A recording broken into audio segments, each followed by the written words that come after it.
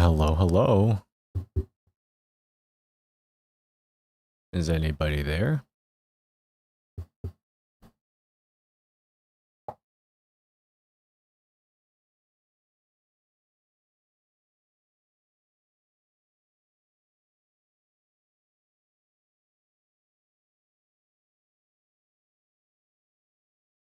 Oh, someone's alive.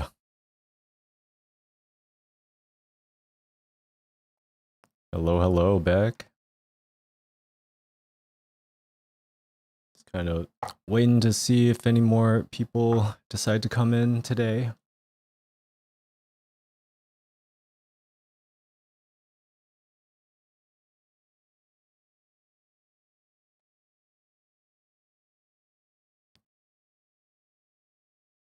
I don't know, otherwise we could chill here.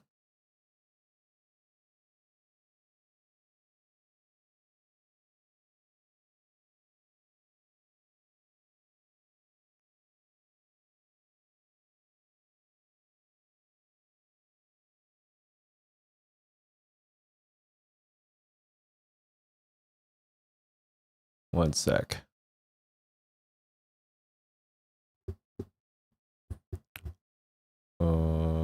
Wow. Whoa, human jump scare. What's going on? Hello. Hello, how are you doing? Uh-oh, do I have this browser set up for stuff?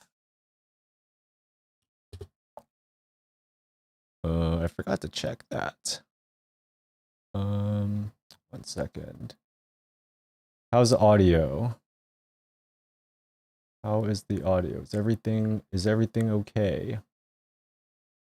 Doing all right. Awesome. Happy Friday. Happy Friday. We're finally here.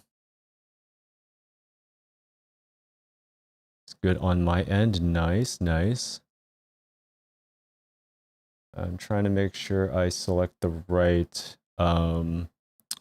browser source so I'm not showing anything that I shouldn't be. Is this the correct one? I don't know if that's the correct one. That's not Chrome. Why isn't it showing? That's not the right one. Hello? Hold on, let me try to reset this. Oh, there we go. I think that works now. Okay, yeah, cool. Oh, what's going on? What's going on? What's everyone been doing this week? What has everyone been up to? Let's see, what events are going on right now? Because I know that speaking of events happening, there's a few things happening right now. There's Midsummer Melody, and I think Psyched Out 4 is happening. Was that today? Yeah, that was today, I think. Yeah, there were a couple of dance game tournaments that happened this weekend. There's no Twitch stream today. It is just YouTube because it's specifically a YouTube monetization celebration. So I wanted to just do a YouTube stream. It doesn't make real sense to celebrate YouTube monetization on Twitch, right? Yeah, so the purpose, I guess, of this stream is, just to do Q&A chats, celebrate new milestone for this channel, and we're celebrating getting full monetization of the channel, which means so to get YouTube partner, they changed the requirements of getting YouTube partner in 2017, 2018. It used to be really easy to do it. You just needed like what 50 subs or something and some other form of verification, or maybe like post a few videos, and that was it. And they said around 2017, 2018 time that they're changing the requirements, and if you don't fulfill the requirements, then you will lose the YouTube partnership. And I didn't have the requirements at the time, so since then I've been kind of trying to find out ways to get it back. It's been a long time, and I think we made a huge jump in viewership, watch time, the last like year. In the last year, there was a huge jump in watch time. I think a lot of the DDR World stuff really helped a lot. And making a bunch of like other sort of videos, informational videos, tutorials, how-tos, all that stuff. And then the requirements to get partner first is to get 3,000 watch hours, which is kind of insane, and 1,000 subscribers. Like 1,000 subscribers was not too bad to get, not too hard to get. But the watch time, on the other hand, was like really, it was really tricky. It was trying to find out like how was I supposed to do that.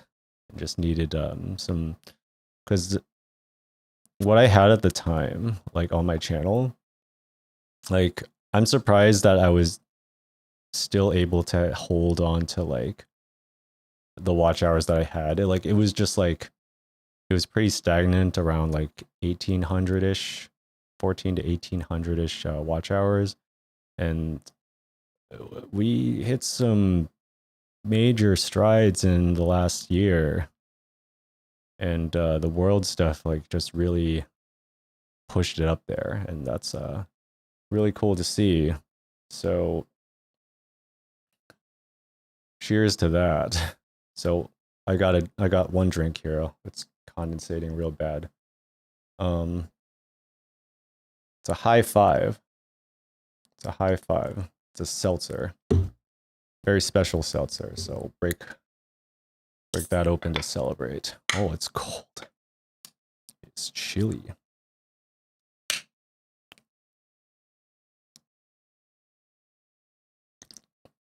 Oh, sorry. Cheers. Yeah, cheers to that.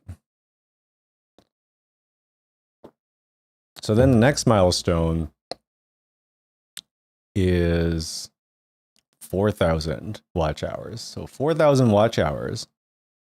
You needed that to get to unlock the full monetization thing, so that you're able to monetize your videos, which is what I used to have. It was what I used to have before they changed the requirements. They just had that. There wasn't like this like partial partnership. It was just like the full thing. So now that I've reached the full thing, full monetization. What flavor is it's lime. It is a lime. I don't know if I'm able to really say what it is. It's a cannabis infused seltzer. So it's got a little THC in it. This is where the chill part comes in. We're chilling here.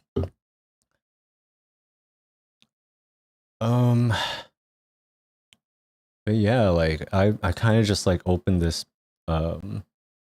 this up to really like answer any questions that people on the people that watch this channel might have.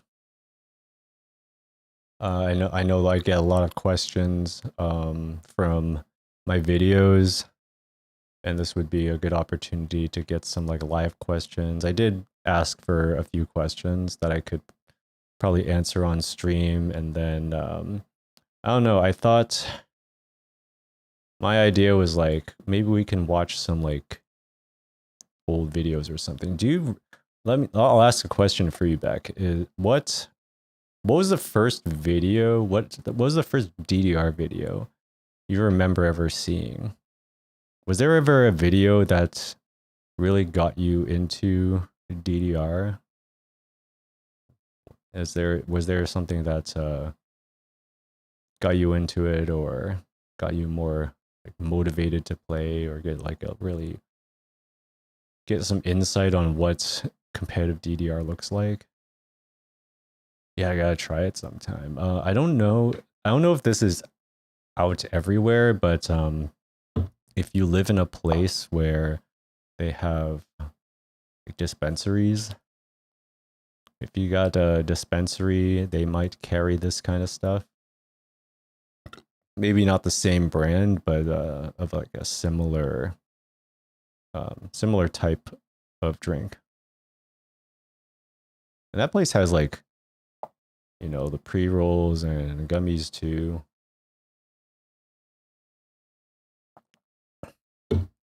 Yeah, let me know like what was there ever like a DDR video that what was like the first DDR video you ever seen? You remember what was the first one you saw?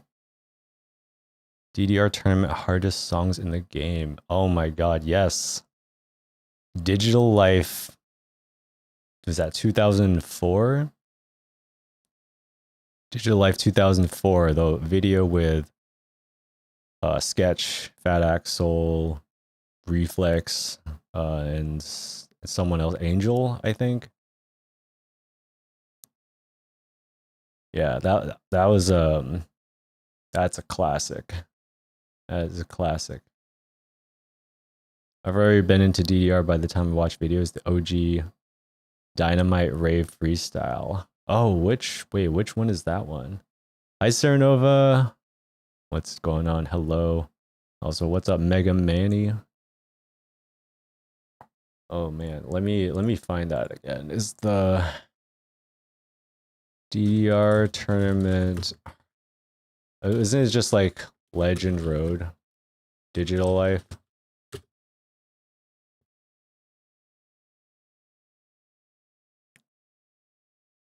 Unknown versus. Oh wait, oh Sketch uploaded this like 12 years ago. Crazy. Oh, he uploaded the Pickles PSMO S4R video too. The two guys are on an old machine. Yeah, Dynamite Rave Freestyle. I that's the kind of machine I have. That's the kind of machine I have. It's the old style machine. Yeah, let me show you what I'm looking at here. Let's see if it's on the right screen. Yeah. Uh-oh. My model is covering it. Oh. I'm gonna shrink my I'm gonna shrink myself down here. We're gonna put them in a corner. Put them in timeout. Yeah, you remember all these videos? Well, I don't know why that's coming up. Oh, that's an ad. Oh, there's so many that Sketch uploaded that I've never seen.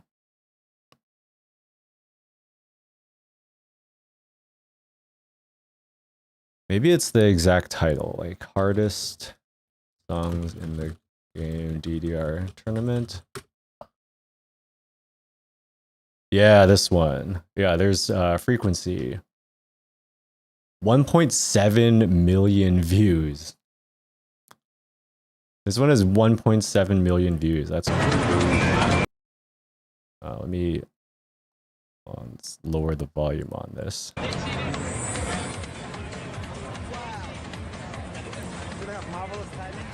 Yeah, who remembers this video?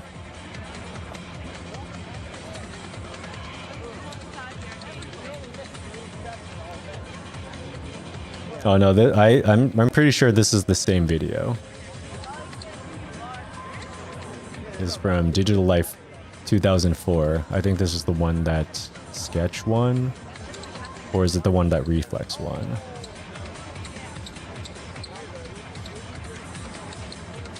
Yeah, this is the one where if you've never seen this video before, this is the one that Mega Manny is talking about. It's Legend Road is like all boss songs. Like DDR Extreme, all boss songs. It's Max 300, Max Unlimited. I think it's Sakura, then Legend of Max, and then PSMO, Paranoia Survivor Max Oni. You have to do that all in succession, all in a row. But what these guys do is they switch off players at certain parts of the song during like breaks and stuff. So like in between the slow down and stop Max 300, and then like after the next song they switch off to a different player on the next song. Yeah, so we'll get to like this part. Oh wait, skip that part. So we'll get to here. We'll get to the freeze on Max 300, and then they switch to Sketch here.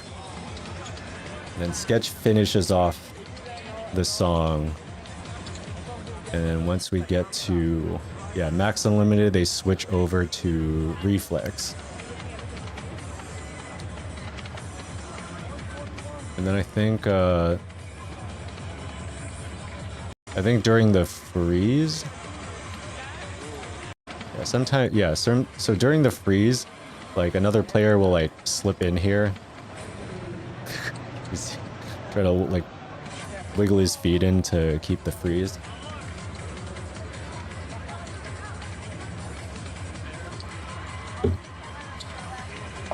But yeah, that's pretty much it. Like, and then you end up with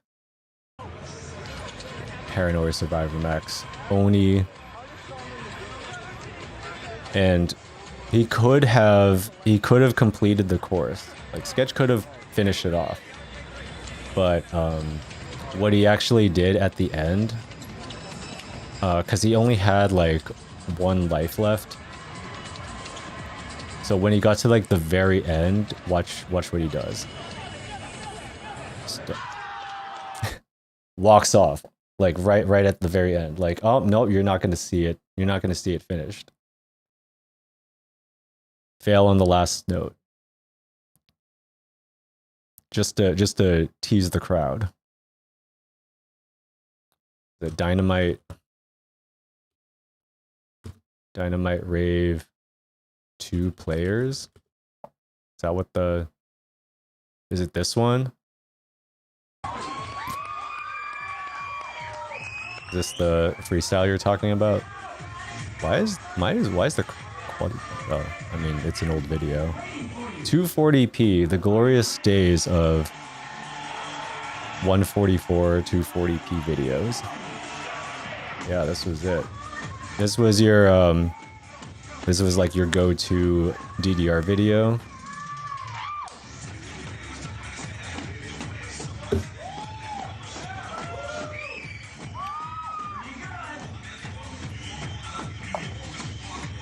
Yeah, freestyling was huge. You know, back in the day, back in the heyday of DDR, and like the early days, the days of was it first to extreme. Although when it was approaching extreme, freestyling was getting less popular. Saw it pop up now and again back in the day. Yeah, I used to see a lot of freestyle videos. There was a freestyle video that I used to see a lot. I think it was to Synchronize Love. It was like an outdoor tournament, and there was like there was a guy and a girl, I think, that were doing a freestyle routine together. Let's see if I remember what that is. There were a lot of like really iconic freestyles. Yeah, this one. Yeah, there was like an outdoor thing. That's an ad. That's an out DDR freestyle. Yeah, this one. Yeah, the synchronized love freestyle. I remember this. I used to see all these videos from having to download them. Like, this was pre-YouTube stuff. Like, all these DDR videos, all the freestyle stuff, even some of the, like, boss song stuff, those were videos that you had to download, like, off of forums. People would host these videos. And, web hosting cost a premium. Like, you needed to have a bit of money to be able to host video files and stuff, right? Because it was a lot of space. Skip freestyle completely. It was all about score attacking. Yeah, when I got into DDR, I did not do any of the freestyle stuff. Yeah, I was starting around Max 2 era. I started on Max 2, but it was really still, it was really the Extreme era that, like, Extreme was out by then. And PA, Perfect Attack, was the main focus. And it wasn't until, like, 2005. It wasn't until, like, 2005, I met up with a friend in college. I was looking for people to play DDR with. at college, because I was just entering. And Facebook was a brand new thing. Like, Facebook was only limited to people that were registered to schools. So you needed a .edu email address to register on Facebook. So I was looking around on like groups and stuff. I don't know if they're like group chats or something. They're kind of reminiscent of forums a little bit, but they were like group bulletins. And you could ask, like, and someone was asking, like, anybody want to play DDR? You know, and I'm like, me, I want to play DDR. And that's how we met. I met up with my friend Mike. He took me to a bowling alley that had DDR Extreme. And the funny thing was, like, I was also going to that same bowling place with like another group from college, because they were like doing a bowling trip or something. So I like tagged along so that we could like all meet up at the same bowling place. And that was when I discovered what Perfect Attack was, because I had never seen a double A on Extreme until that day. I was just like flailing around on 1x no bar. I was flailing around on 1x no bar before then. And I didn't even know you could like play with the bar or use speed mods or even get perfects, really. Was the videos are like 20 years old? Yep. Yeah. This was pre-Facebook. This was pre-YouTube. Yeah, you would find these on DDR Freak. Yeah, or LimeWire, if you're brave. And yeah, old Bimani style. Yeah, I've heard of 10K Commotion. Yeah, 10K Commotion. That's a throwback. I don't think I've really read it all the way through, but I know it exists. I know it exists. and I think I've seen a few panels from it before. Meow. Well, so going back to first DDR videos I've ever seen. I remember my high school friend showed me this video. You know which video this might be.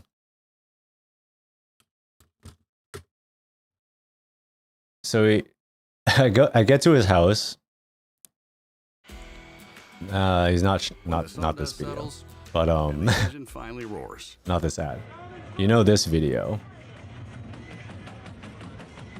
My friend from college, not from college, from high school. He was actually the person who even showed me what DDR was. He showed me this video, and it was just like something like, wow, that looks insane. That looks so cool. And I think it was off of like, I think he downloaded from like DDR Freak or MySpace or something. And I was like, wow, like wow, he's moving so fast. Like I didn't even know at the time like what exactly I was watching, or like what was even being done here. Like I had no idea the magnitude of what this video, this accomplishment was until much later. What you drinking? I am drinking a lime seltzer. I'm drinking a lime cannabis infused seltzer. How about you, Sarah Nova? Are you drinking anything? What are you up to? A cruise ship? They had DDR on a cruise ship? What?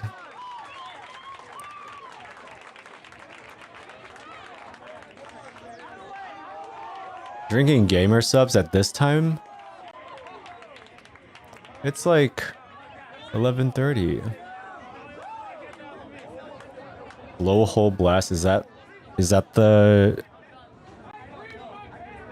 like Shy Lily or Bow flavor? Yes, and I'm just saying, like most people don't drink energy drinks at this time of night. That's Shy Lily? Oh, okay.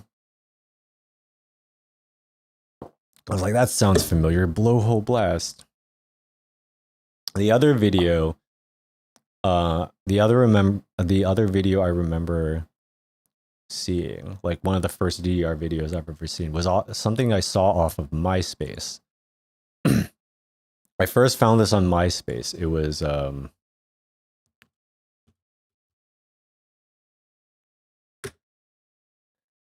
was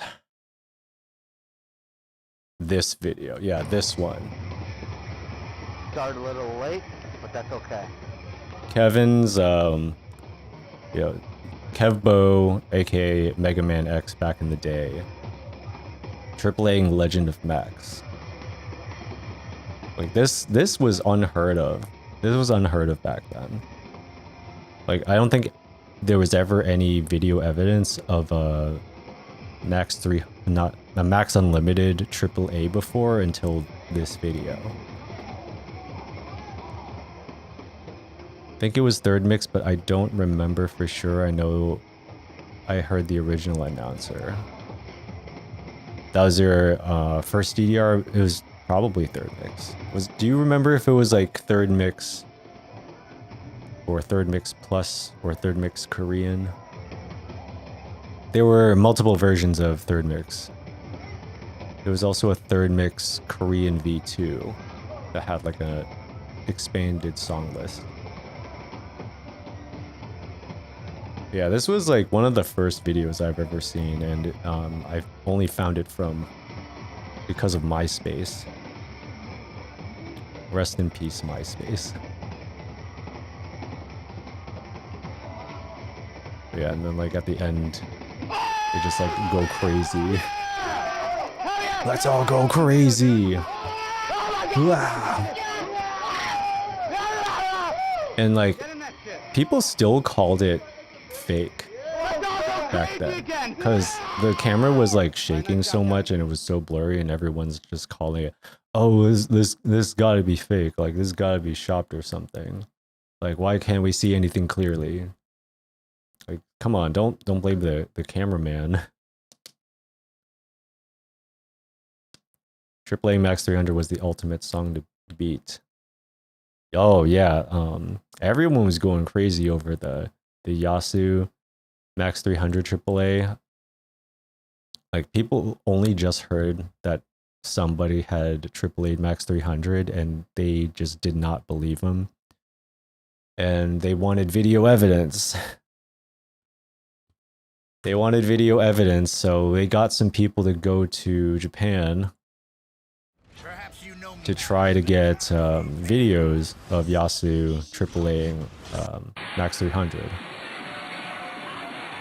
And there's like multiple videos of Yasu AAA Max 300. Like this, I think this was the very first one, and it's like really blurry and pixelated now and like 15 FPS.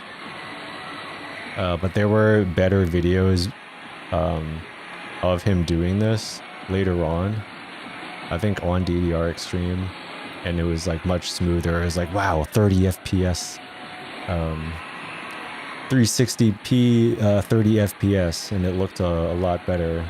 I think there was like a group from Sweden. There were a bunch of like Sweden DDR players that wanted to get some videos of him playing. Older bro made his own dance pad and it had these really cool LED lights. Ooh, that sounds really cool. I don't remember the exact version of DDR at the time. Well, if it was Max 300, it would have been Max 2, or Extreme. Just my guess. I'm like, you know, if it was back in the day. Let's see. Let's get to some questions. I had some questions on.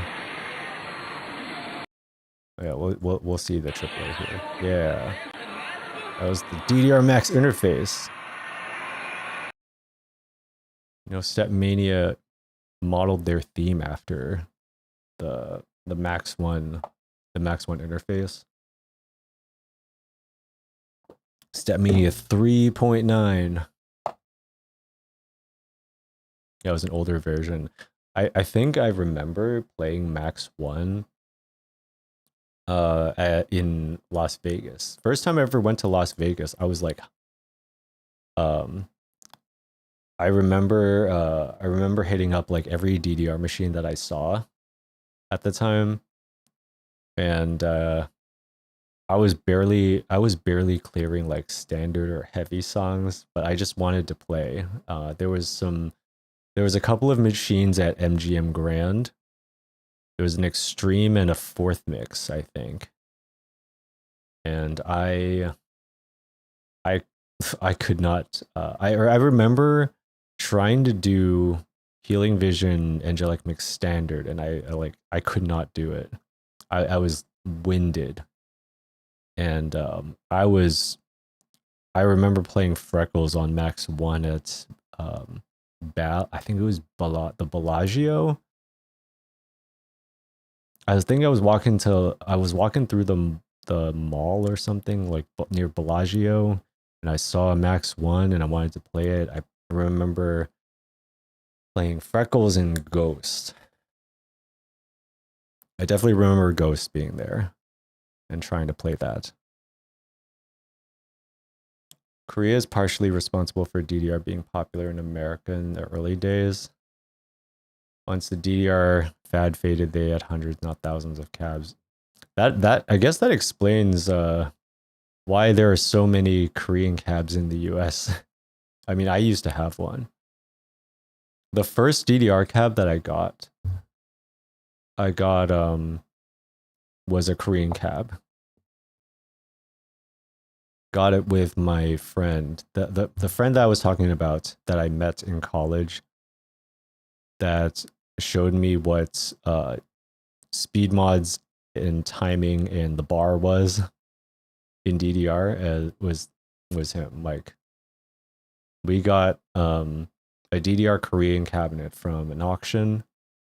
If you I don't know if anybody has ever heard of Tokyo Game Action.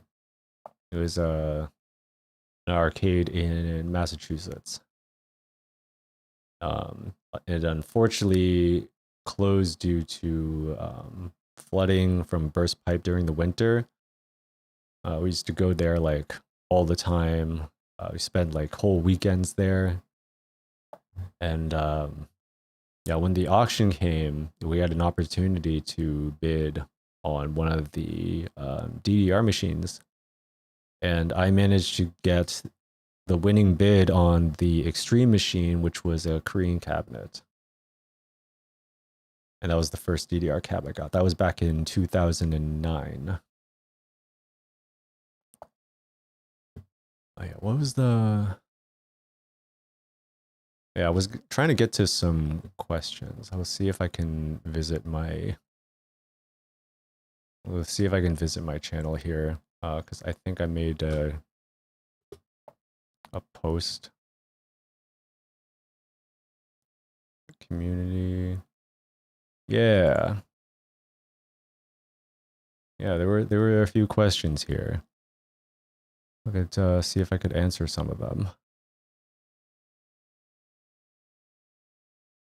Play the hell out of my friend's copy of Max. Yeah, we played Max 2, Max 1 on PS2. We played that a lot. That was my first introduction to DDR was Max 2 Home. And we also had a copy of yeah, DDR Home Max 1. Supernova. My god. Don't let YouTube flag you for that. My god. Remember people used to say that term like it was nothing. Like so casually just dropping the R word. The early 2000s was something. Like you can't say that anymore. Can't say that.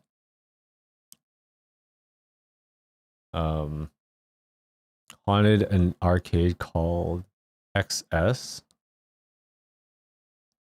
Play DDR Extreme.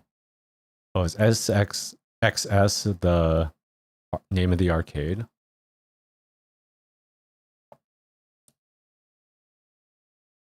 Yeah, I mean I started yeah, I started on Max 2 Home. I remember I don't know what my first song was though.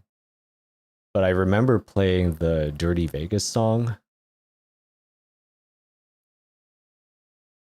I remember playing the Dirty Vegas song. Oh wait, I keep forgetting to turn on the stream chat here. Although it is yeah, there it is. I keep forgetting that. Because every time I do like a chatting stream on this setup, I keep forgetting to turn the chatting source on. Oh, it's pronounced excess, yeah. I get it. First DDR song was Freckles on Supernova US console. I forgot that they had that on. I think they also had that on Extreme. Was it Extreme 2 or Extreme US? Supernova US console. Did they actually had that on that one? I'm not too familiar with Supernova or Supernova 2 console. But yeah, I used to play that Dirty Vegas song, and I think Chemical Brothers was on one of the home versions too.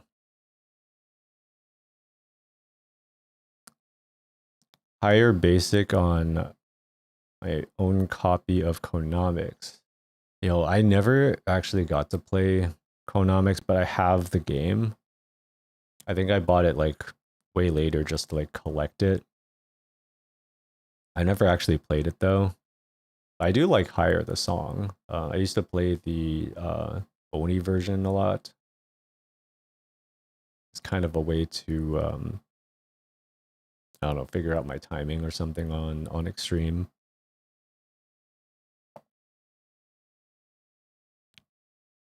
Yeah, I don't remember what my first song was. So such a long time ago. I wish I remembered. I know the first game I played. My friend brought me down to his basement and was like, "Hey, want to check out this game I found?" It's brought out the two flimsy official DDR mats. The soft mats, you remember those? The ones that came with the game? The $20 plastic mat that slid all over the place. And now the official ones cost like what does that translate to now? 170 was it 17,900 yen, something like that.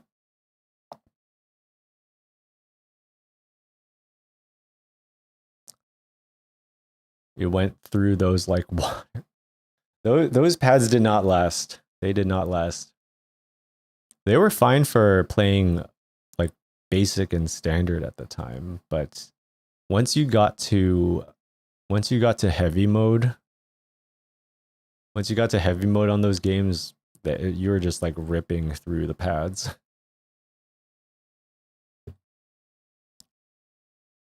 Let's see. So the first question I got was from Max 300 Freak. It was,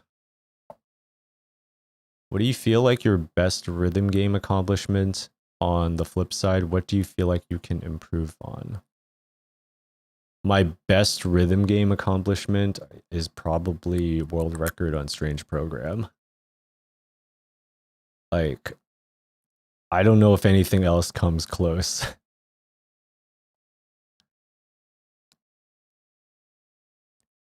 Like, I could maybe find similar accomplishments. Maybe. Like, I can think of a few world records that I have on ITG that's maybe on that level, but I don't know. I think like ever since then, like, I think that was like the best I've ever felt on that like in that time on ITG. Like that was like my I felt like that was like my peak era.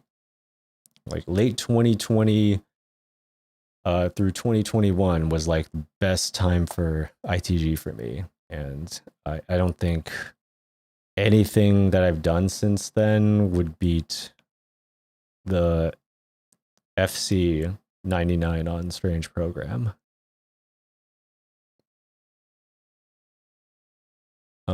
And then asks, what do you feel like you can improve on? Turning. If you were around yesterday to see that, that's what I've been working on, and it's it pains me to say, like I've been like on and off trying to work on turning, and I just like I can never really focus on it because after a while I just like get sick of sucking at turns and then just like go back to doing stuff that I'm good at, which is like, defeats the purpose of practicing, right? And I'm aware of this. I'm aware that it's like kind of like self-sabotage, but the only way to get better at it is actually doing it, and I kind of run away from it, when I shouldn't be. And yeah, I just been trying to attack Like all session yesterday, just play all songs that have turns in them. And I might try to do that for a while and just see what happens. I don't know how much I can improve on that.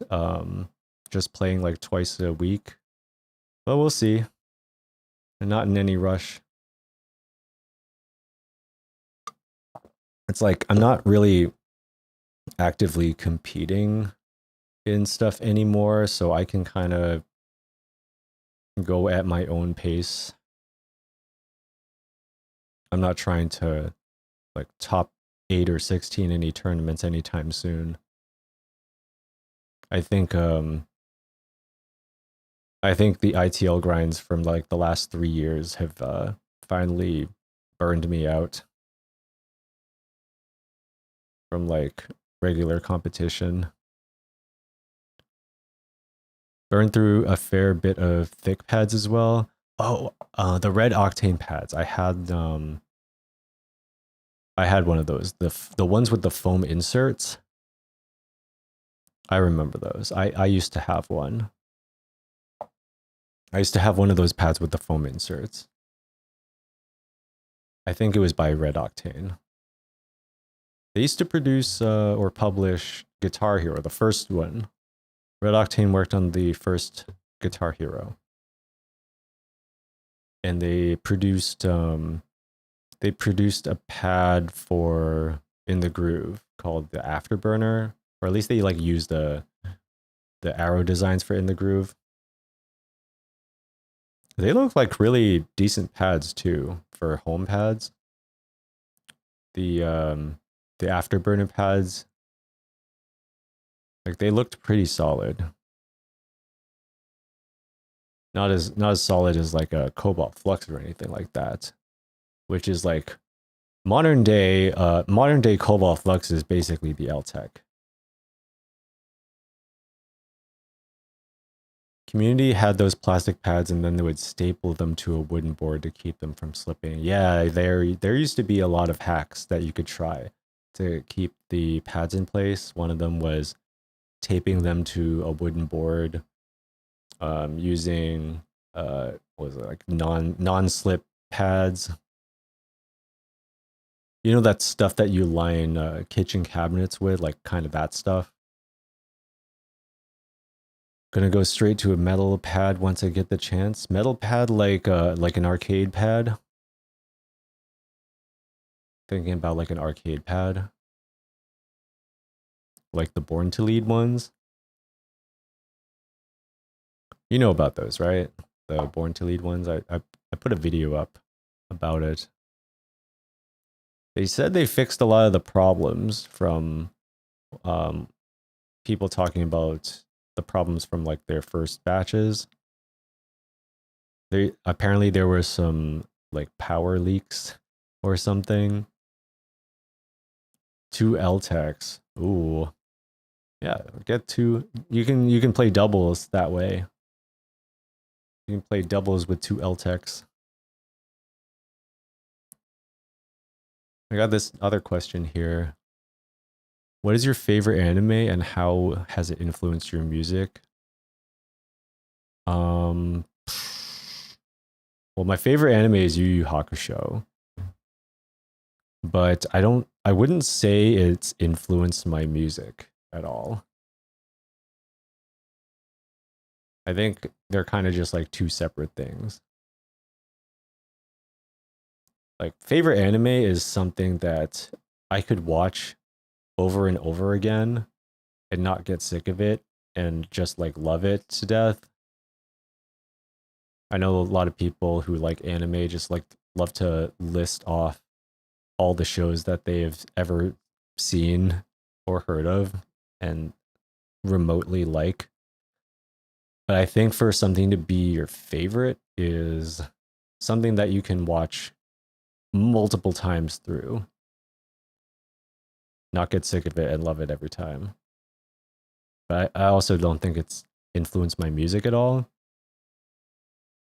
I think other music has influenced my music, but I wouldn't say like an anime has influenced it. V2L pads are great. I had the first gen. Got rid of it when got my white cab, but they had made some improvements since then. Oh, nice. Congrats on the white cab. Damn. You're running I don't know if I should ask what you're running on it. I think we have an idea. First anime was Sailor Moon. I think that was my first one too. I think that might be my first one too. I used to watch that when I was in like middle school. Used to watch Sailor Moon every morning in middle school. I think it was middle school.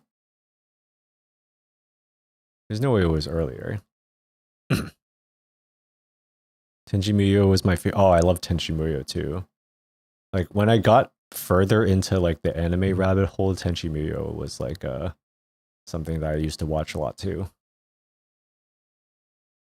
Yeah, the early Toonami gen. Was it Toonami?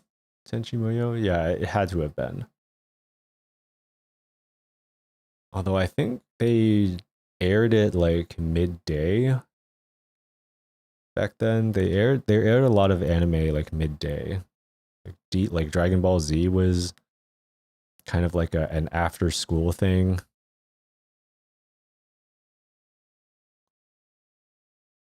First discovered Sailor Moon in middle school as well. Yeah. They used to have like trailers for Sailor Moon, and I didn't really think much of it at first.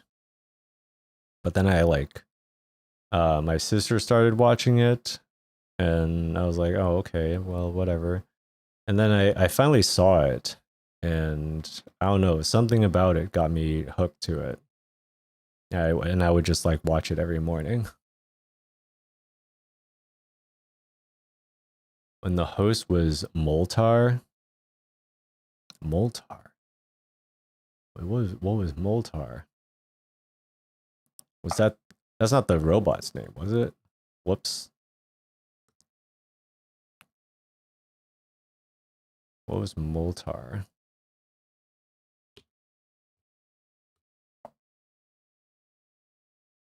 Was that just the robot's name? Oh, okay. I didn't know I didn't know him by the name.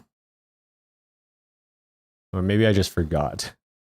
It's been that long. I just forgot. The original Toonami host. So like, wait, which one was it? Was it the robot?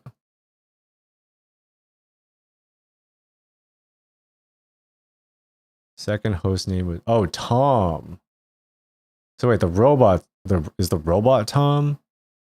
That sounds right. Toonami and Moltar's first intro. Wait. This broadcast is intended solely for the enjoyment of our audience.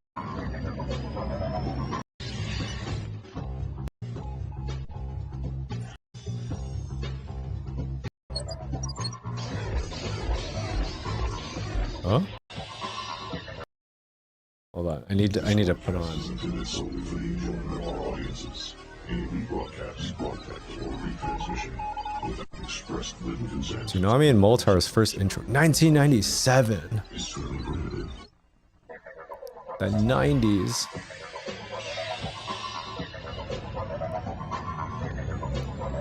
Oh my god, the CG in this.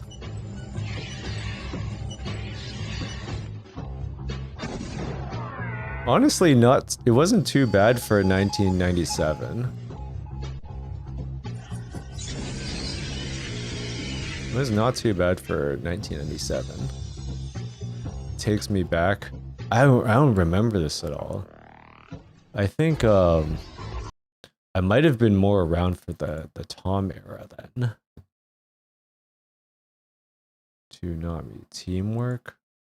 From idea to submission, empower God, students the to do their ads. best work with Grammarly's. Yeah, like I don't remember Moltar at all. Patriot, a teammate. I think it's best if we team up. I say we go for it. Yes. Show me a superhero worth their salt. Hang on, guys. I'm gonna save you no matter what it Yeah, like And I'll show you a support network of friends standing behind them. like I'm pretty sure I've watched this era of Toonami, Whether it's the sailor but I never remembered the host. Yeah, Space Ghost. Yeah, I'm pretty sure I remember seeing something about Space Ghost and Moltar. Yeah, it's yeah, time to collect our retirement fund. Call AARP. Time put us to bed. Time to put us to bed. Put us in the retirement home.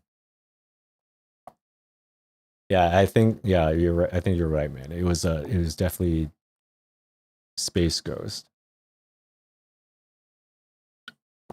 And they had Space Ghost on Adult Swim. Yeah, they had Adult Swim Space Ghost segments. We gotta call Life Alert. Help, I've fallen, I can't get up. Wait. Wait.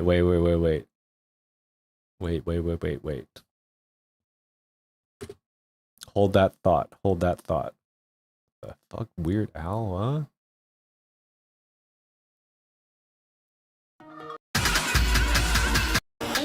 Hold on.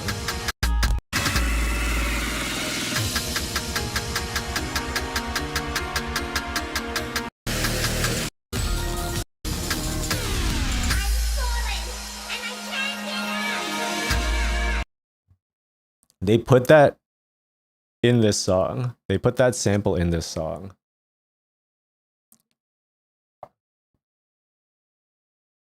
I've fallen and I can't get up. That'll be me on my LTEX. Falling and I can't get up, yeah. Me when I play a song with turns. You've never noticed that? People used to talk about that a lot. Like all the samples. Never actually noticed that. Yeah, that's crazy. Also, what's going on? :P. That sample is aight. I've fallen and I can't get up. What's up, Mule?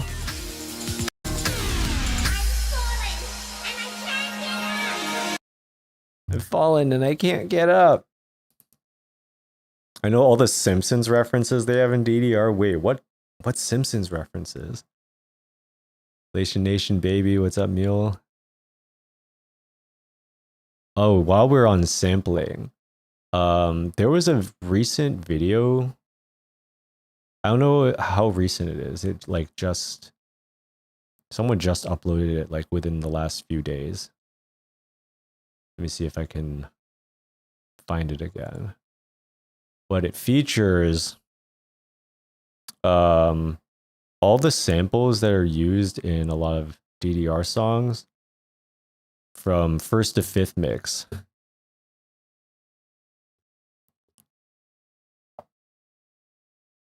Wait, that is not what I want. Copy link. Yeah, that's what I want. Copy. Like what?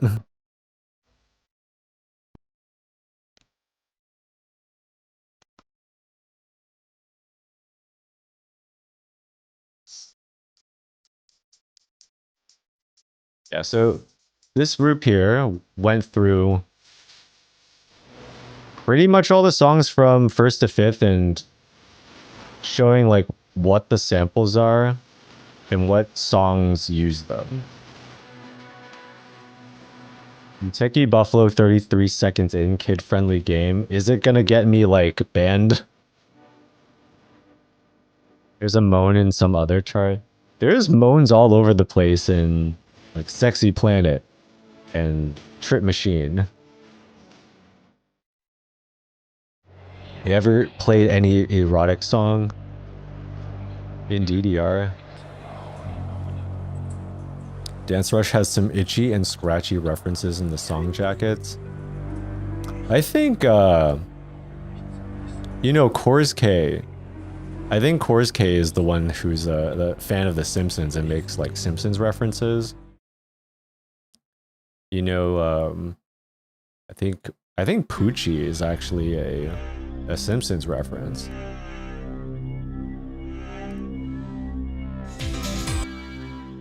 It's like they're discovering samples from Daft Punk. Move your body.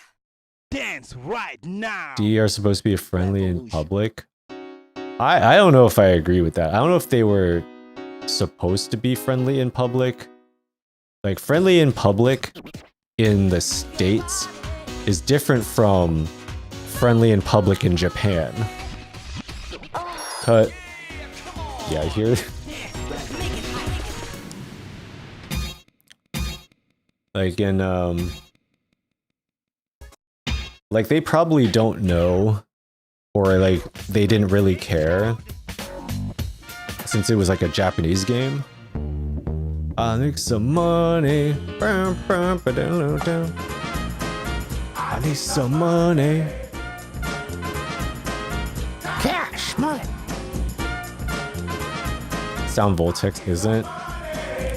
It's so funny that like after all the time that Sound Voltex has been out,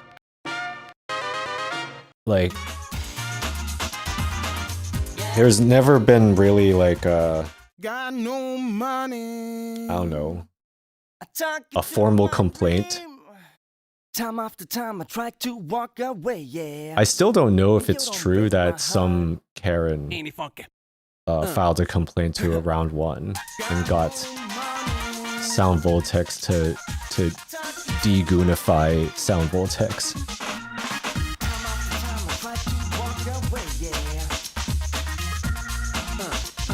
I never really looked through Sound Voltex, honestly. Like it hasn't ever really been my game. I just know that there's a lot of questionable art, some really funny art in the game. Oh, this one was one of my favorite ones. This sample, you know what this is from?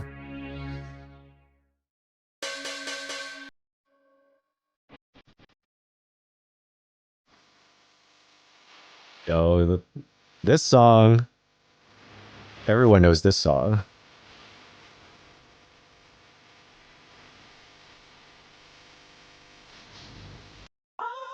The flip phone in the store.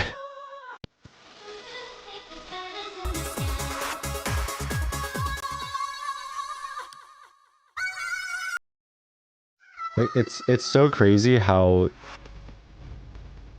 basically all the electronic music that we ever heard is samples. Always has been.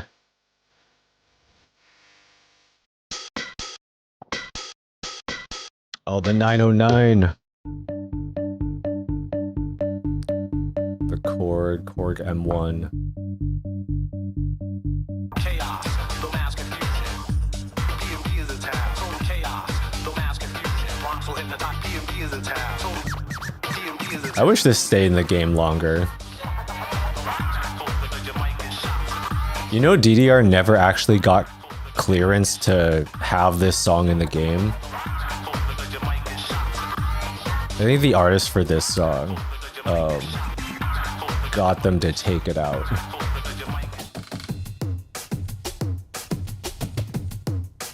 Y'all, you know this one. Y'all know this one.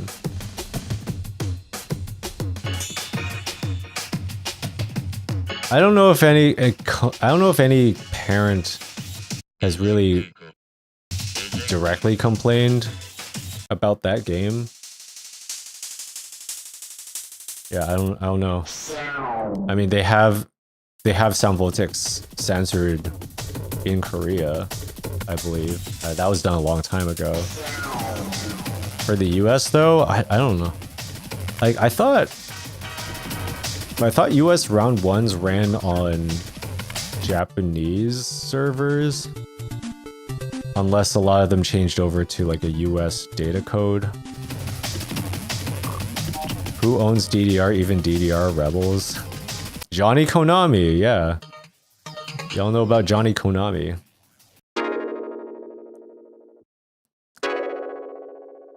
US round ones. US round ones are probably run by like Yakuza or something.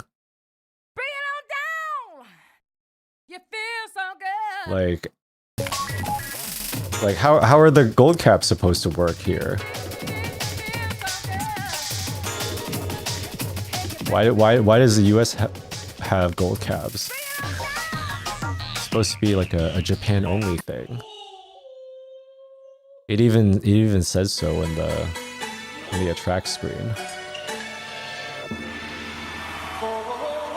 This sample. Yeah, so many of these samples here. Let's skip to like. Check the beat.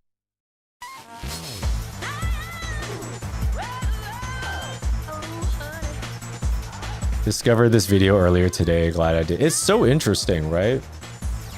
And it's more interesting when you're like you have some knowledge about producing music now. That's or maybe even like without producing music. It's like wow, all these songs use sounds and samples that are from something else, or like some other instrument. Oh my god, yeah, this one.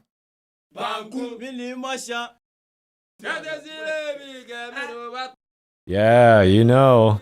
Sounds familiar, right? Sound familiar, right?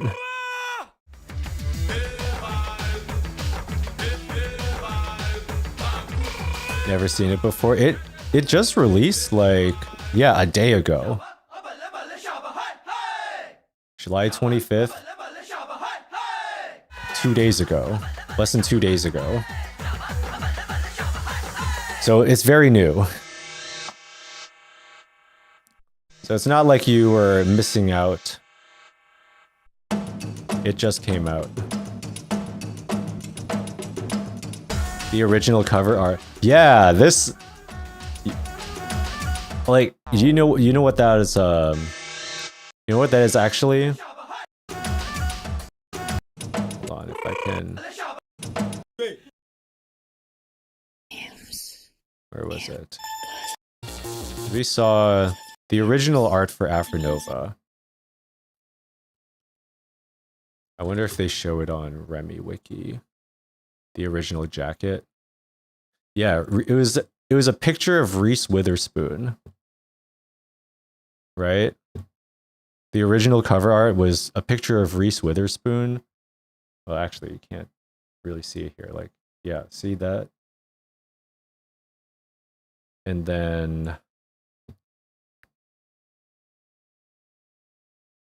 where's the other cover? Do they have the other cover here?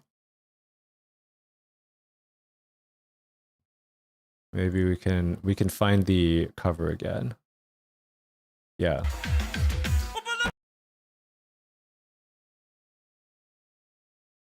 Like you kind of see it, right? She's like the edited, like, is she supposed to be like a leopard or something? She's got the hands out.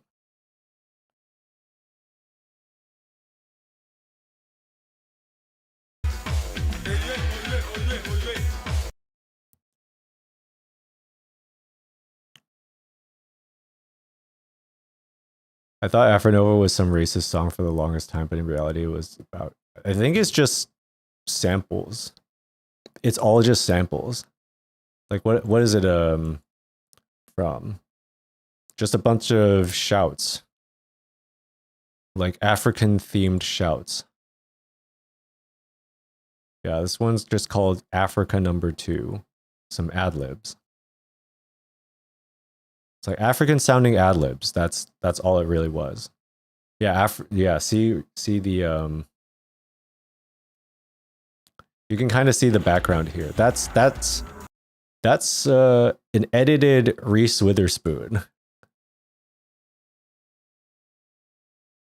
They just turned Reese Witherspoon into a leopard. So so actually Reese Witherspoon is a furry.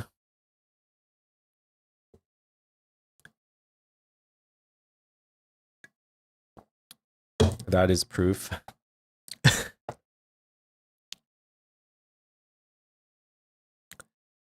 Mommy, would you sing Trip Machine? Wait, where I think that's probably a sample too. Yeah, you could have a field day with all these samples here.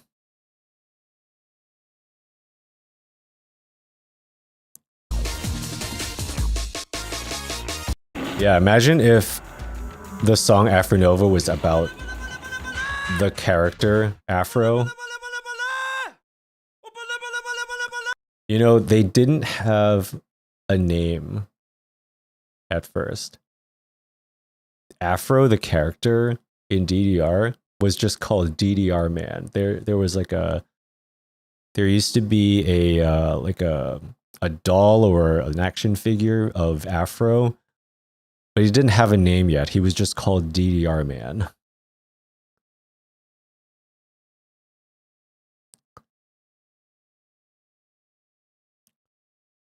They go from Rhiannon in space to some baby saving the galaxy. Babylon is just a goddamn baby. There's some like funny lore about Babylon too, the character.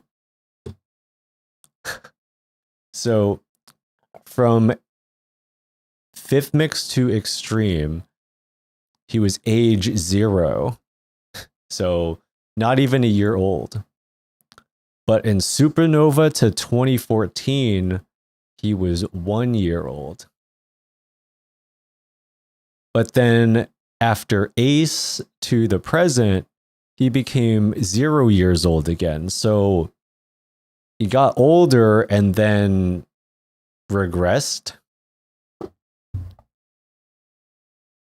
Went back in time.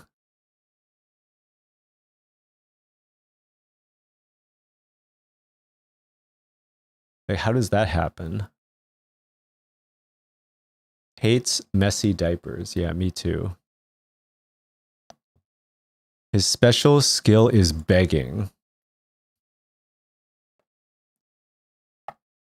Can anyone else relate? Special skill is begging.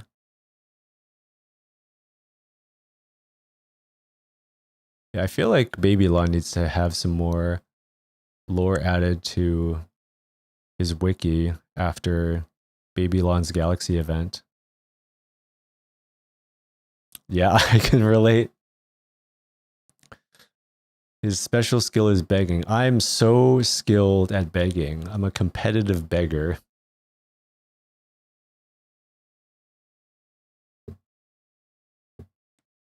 Babylon as he appears in X2. He's just a baby. Look at him. Just like a baby in a rabbit suit.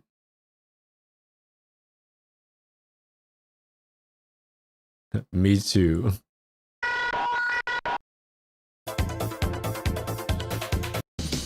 Let's check out some of the other questions I have here. When was the first time you've ever played DDR in your life? I think I kind of answered that earlier. There was Max 2 home version in 2003. I suspect it was 2003 because that was I'm pretty sure that was the year my friend showed me DDR when I visited his house. Oh, there's your question here, Beck. I think yeah, I just answered that too. What was the first version of DDR you played? It was Max 2 Home. If anyone has any other questions for me too, the floor is open. The chat is open for your questions. Which DDR pad is the best? What is the best for you? What is the criteria you're looking for? The best DDR pad is gonna be different from person to person, I think. Because I think the In the Groove Dedicab pad is the best one that I've played on. That I've ever played on. Like even more than my own DDR cabs pads. Japanese DDR cab, the first gen is like what I have, and I like how those play. Those pads play better than the Korean cabs pads. That was the machine I've had before, and the Japanese cabs pads, I don't know why. Maybe it's how well it's kept, but I don't know if there's like some difference in design or something, but for some reason the Japanese cabs pads feel much better to play on than Koreans. But the ITG2 Dedicab pads, I think the Roxor design is the best one I've played on. And then after that would be the Andamiro version. So for me, at the top is Roxor Dedicab, Andamiro Dedicab, Japanese first gen DDR, and then I think Japanese white cab, the Ace. When DDR Ace came, like those were some of the best that I've played on. I like to wear socks instead of wearing shoes IMO to play a DDR pad. If you like socks, then your best pad would probably be Step Maniacs or L-Tech. I think those two pads would suit a sock player's playstyle best.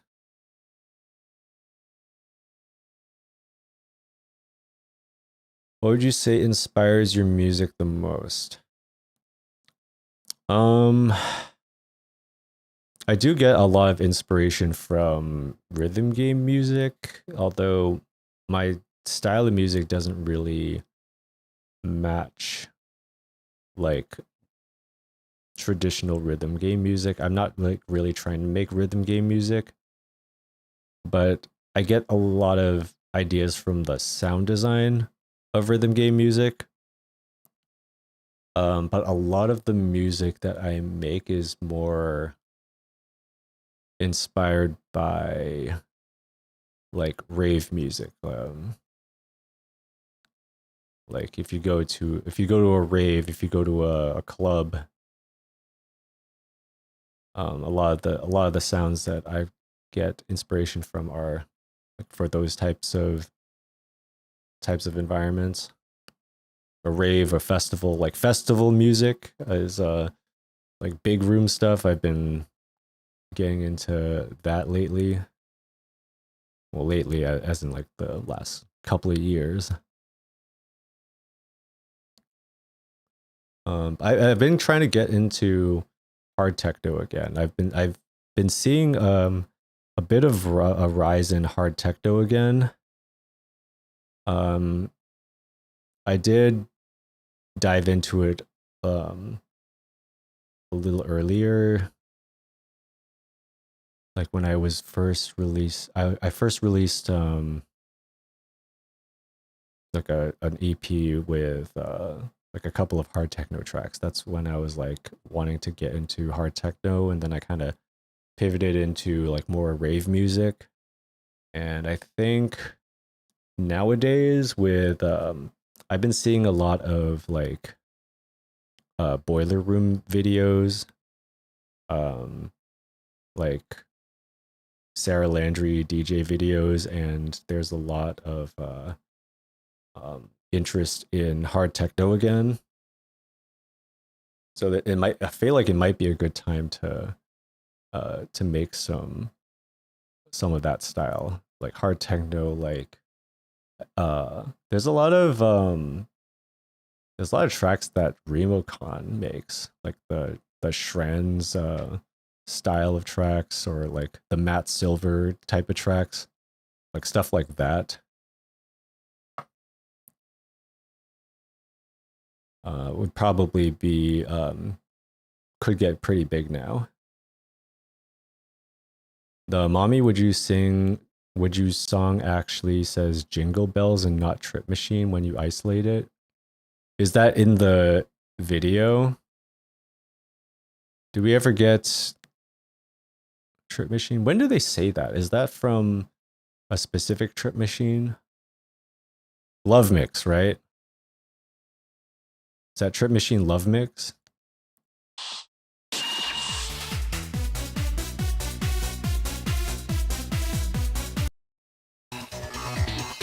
Yeah, but do you know the timestamp?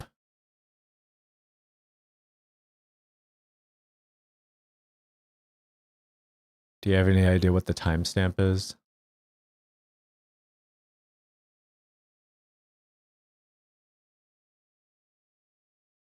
Because we're in like third mix, and I think fourth mix?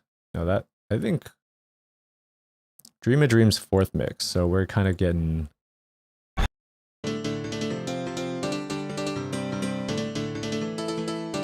That's volume 4. I feel it coming on. Oh my god, Dead End. Hold on, I want to know what's in Dead End. Siren.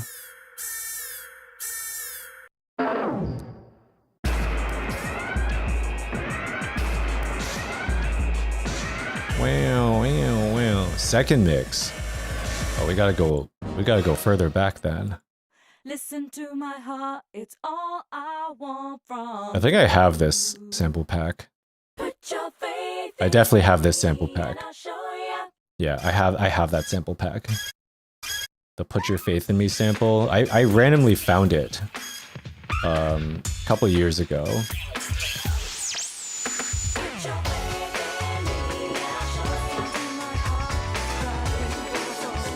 I collected a bunch of like 90s sample packs. Someone had them uploaded and I just like grabbed them all. A lot of really familiar things in there. Like I found the rap for, yeah, I found Put Your Faith in Me, and I found the rap for Let Them Move.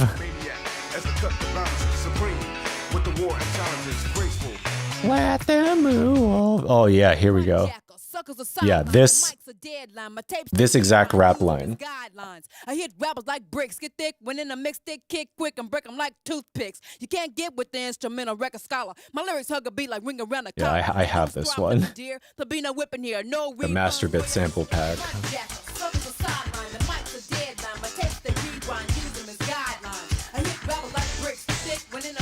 Oh wait, Boom Boom Dollar. Wait, what was in Boom Boom Dollar? Roland 808. Okay.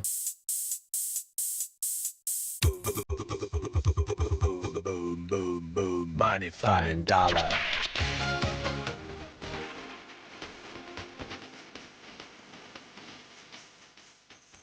Alright, so we're like in the beginning of second mix here, right? It's like, yeah, second mix. Where can we find Love Mix? Trip Machine Love Mix. Oh, Dubby Dub.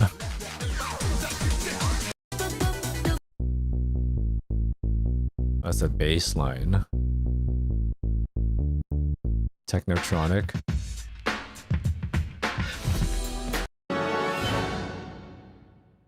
Orchestral Colors. What was that in? Wait, what song is this? Oh, really? I've never noticed those. I've never noticed the choirs in the beginning. I've never heard those before.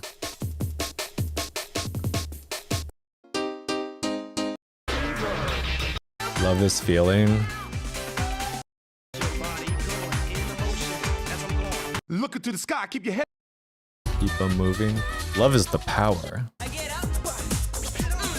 Oh, there's a Technotronic. We learned so much from this, yeah. So are we in third mix now? Yeah, this is third mix. Wait, what is Trip Machine Love Mix? What version was this in?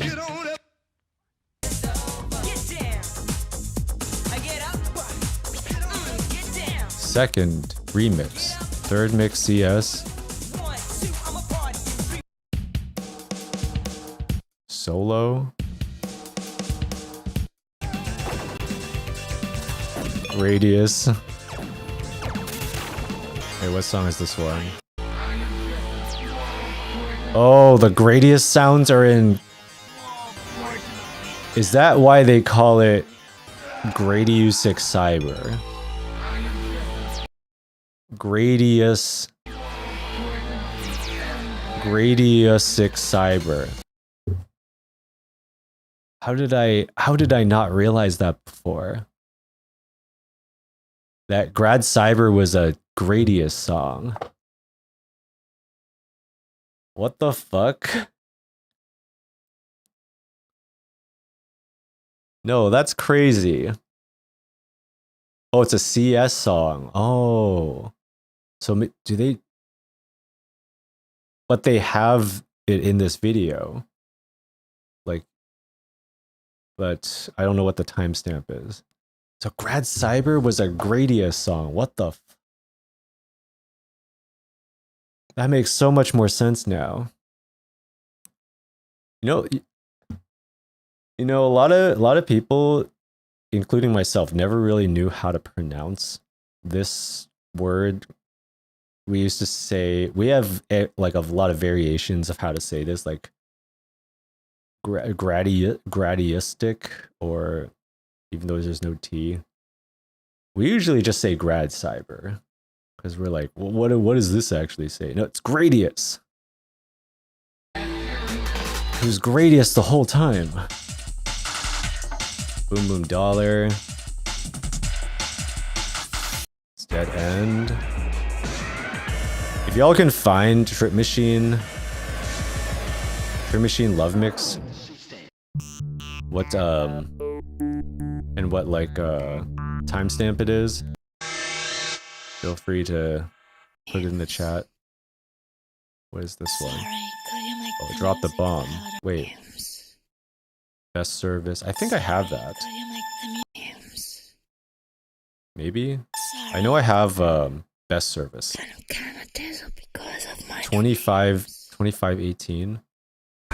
Mommy, please sing Oh, there it is. Bells for me. Mommy, Jingle bells? What? please sing And it never said Trip Machine. They're gaslighting us. The background is gaslighting us. It says, Mammy, would you... Mammy. Not even mommy. It just says, Mammy, would you sing Trip Machine? But it doesn't say Trip Machine. Mommy, please sing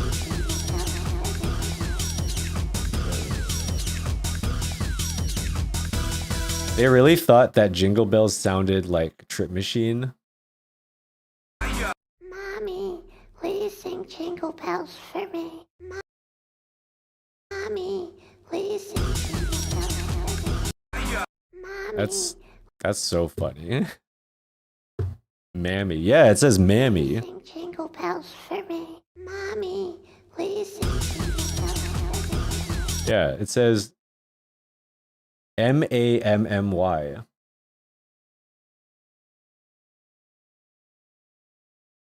Mammy, would you sing Jingle Bells?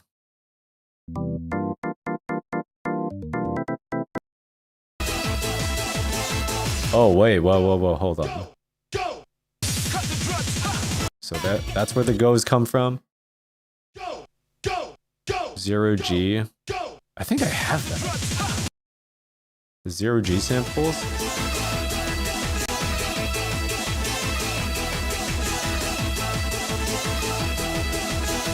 I think it's interesting because I think we only think that because the background suggests that's what it says.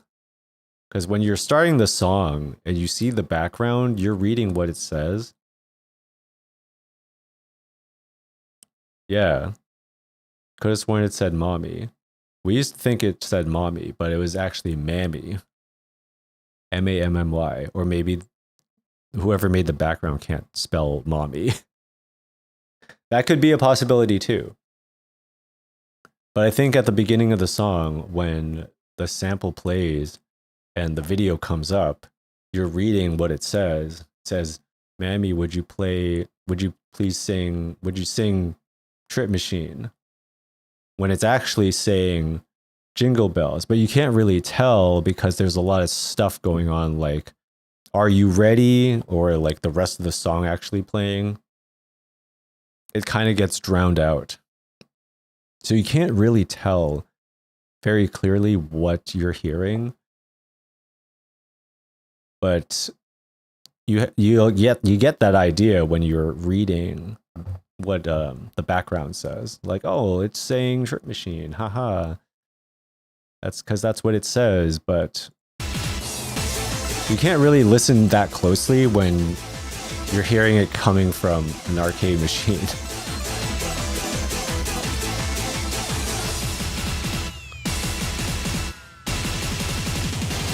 Oh, Sexy Planet, hold up.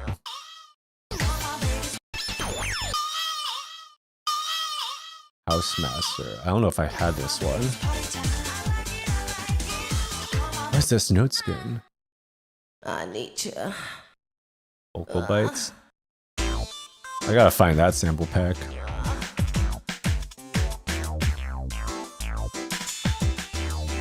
I've never played this version. Was this like... What version of DDR was this? This was like True Kiss Destination. One of those versions. There was like two versions of that. The kind of like offshoot DDRs. So like there's True Kiss Destination and there was another one. AC True Kiss Destination. And but what was there was a different one. There was another one.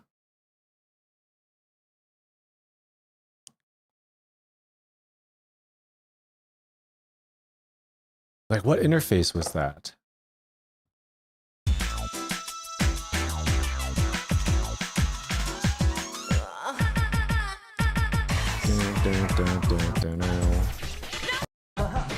Yeah, it was DDR solo.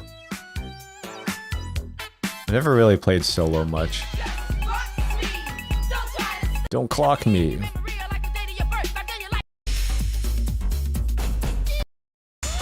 Yeah, I think this is fast. I'm sure we're gonna get yeah, this video is gonna get referenced a lot. Want to know what sample is in what song? Here you go. And this is just 1st to 5th mix. Oh, I need to find this one.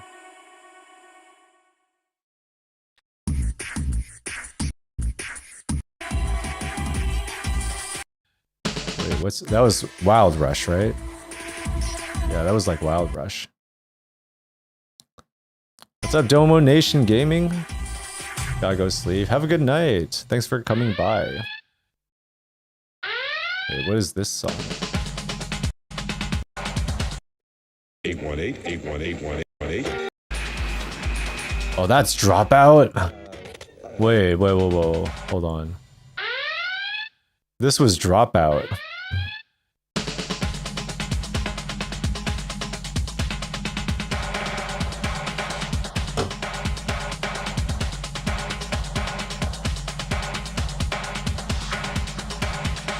I don't think I've seen that sample pack before. Mixed in with 818, 818, 818, 818. They just like sped up this loop. It was like 120 BPM. They made it like 130. That's crazy.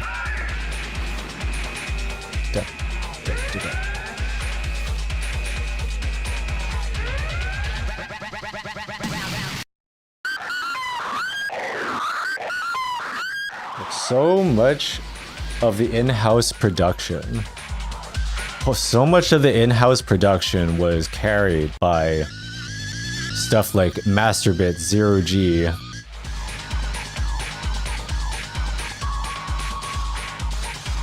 Like, I'm pretty sure I have some of these here. 90s sample CDs. Yeah, I have a folder full of 90s samples. 90s sample CDs. I have stuff like Best Service, Spectrotronic, Ecstatic, Zero G. Yeah, all that stuff.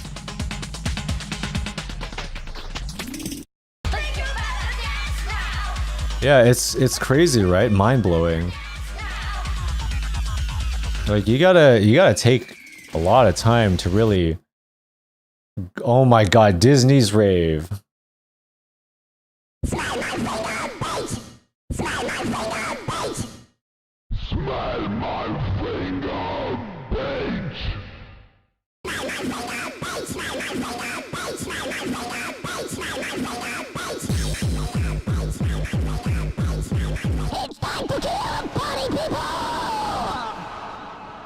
This was... That's the same sample they used in Hellscaper. I don't know if you know Hellscaper, but that was a LED song in like one of the old B-Manias. A faux DDR song sometimes. Yeah, maybe. I do have a lot of the samples here, and I could just like see if I could throw something together. I'm sure it wouldn't be too hard. Just like see how many of the loops we can like mash together to make a DDR-esque song. Yeah, that sample, holy shit. So they made that sample sound like it was Donald Duck. Smell my finger, bitch. Smell my finger, bitch. So listen to that.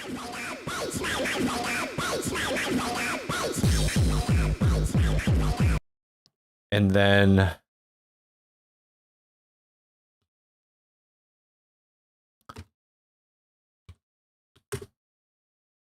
listen to this. Wix gives you the power of after this ad to build the website you need.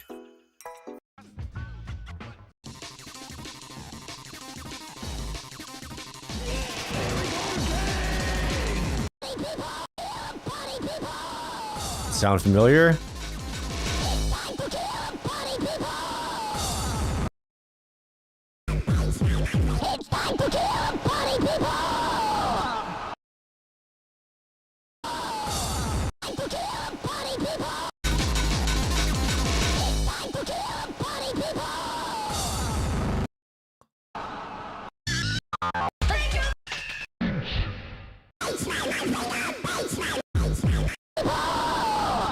Yeah, same sample. The It's Time to Kill Party People is the same thing they used in the Donald Duck track. Oh, they used a lot of stuff from this same pack here. This is crazy.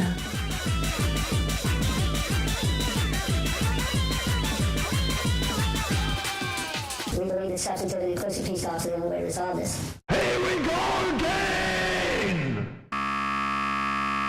Wait, what song is this for? What song is this?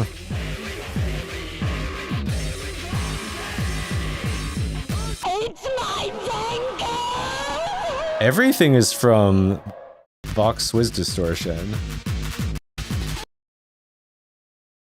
Just like, is it just that one song? Or like...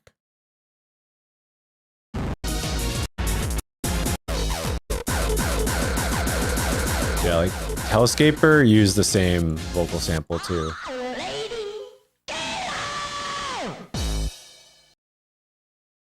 Insane. Oh god, fifth mix. What do we have in fifth mix?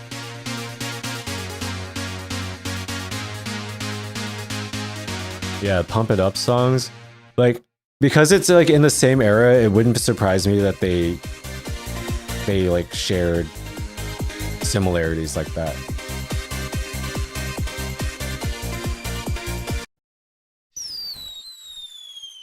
Okay, what is this one?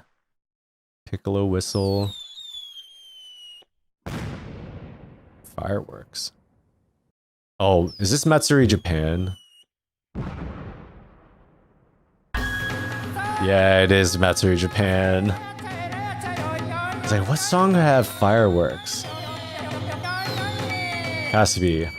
Had to have been Matsuri Japan.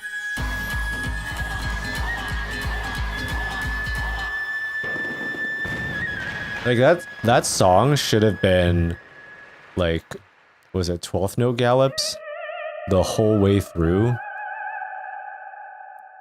But they stepped it all as 8th notes. Is this Healing Vision?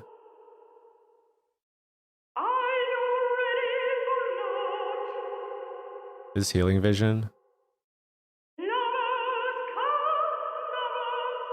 That's my guess. Diamond vocals.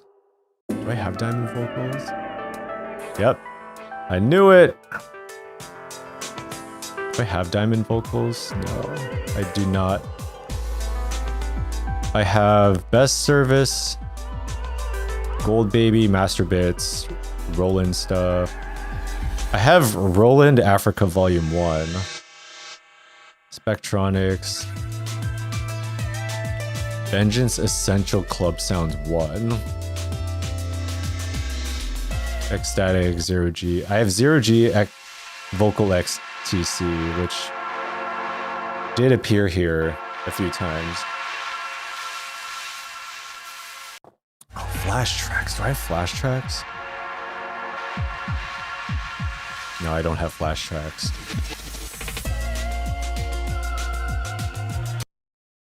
It's crazy, all this stuff is from samples.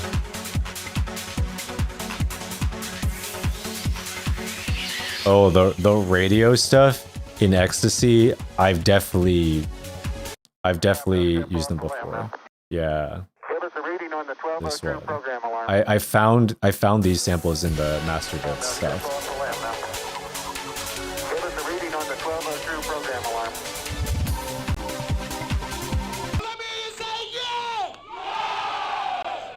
Zero G data file, I have that. I have that one.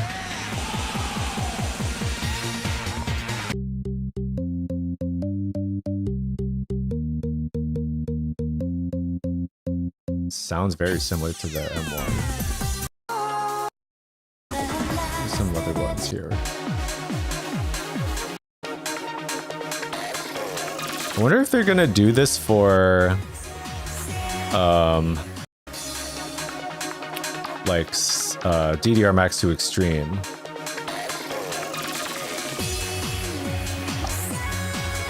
Like what samples would you want to know, or what songs you want to know what that use what samples in DDR Max to Extreme? I think it would be funny to find out like what Max 300 or Max Unlimited used. I definitely have heard the Legend of Max samples used in stuff in Pump It Up before. Like The Fly is a common one. You think they'll do all the series? It would be cool if they did. It would be a lot of work to like hunt down the exact samples being used. But I think it helps to have someone like Saxon on this. You know, if you don't know Saxon Pike or Sanction 7, he's made Gargoyle and Eternus. You're familiar with either of those songs. Eternus was in Supernova 2 console, and Gargoyle has been in like Pump It Up. It's like officially in Pump It Up. But we had it as like a Stepmania keyboard file for a long time. We used to play that a lot, and we got it for ITG Rebirth. Now it's in Pump It Up officially. Yeah, it's crazy like going through this. Hearing all the songs that we're so familiar with and what they're really made of.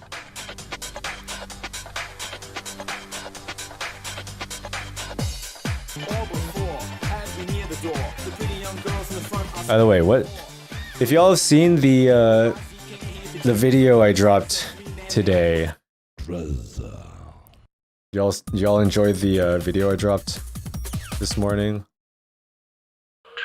I didn't really know like how it was going to be received. I was preparing for the worst.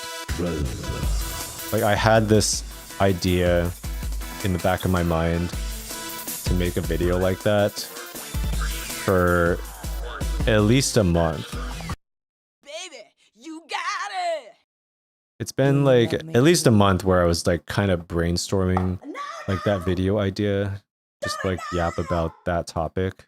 Come on. I don't know why, but it might have been because of all the comments that I like see over and over again and that we're still seeing in 2024.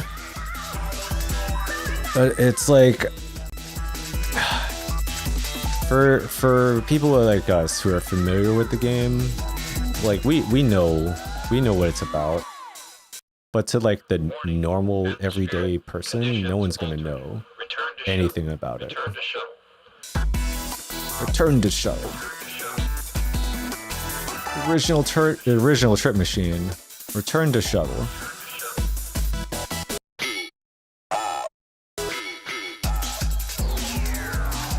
Wow.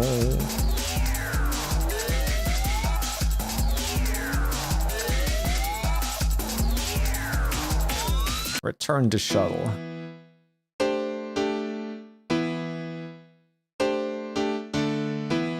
Wait, what song is this one?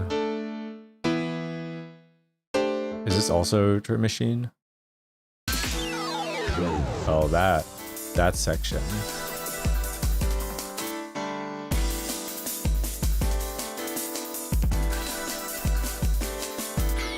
Dancehall king. I'm telling you this. I'm telling you that. Rewind, using them as guidelines. I hit Yeah, it blew my mind when I found this rap. Can't get with the Wait, whoa. Wait, which pack is this in? You're telling me that I could make Stomp to my beat? Zero G interface dance. Do I have that? Zero G. Oh, no, I don't. I don't have that one. I have zero G ambient 1 and 2, zero G ethnic, data file 1 through 3, Jungle Frenzy 1 and 2, Jungle Warfare, Planet of the Breaks, Vocal XTC.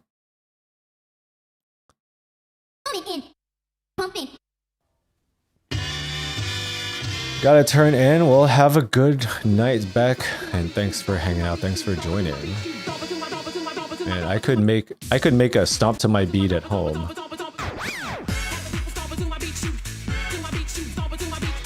Crazy.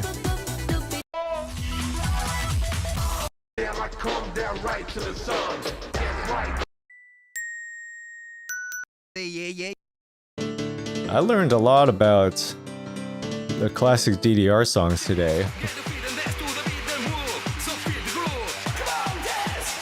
And just like how much of all this stuff is just loops and samples.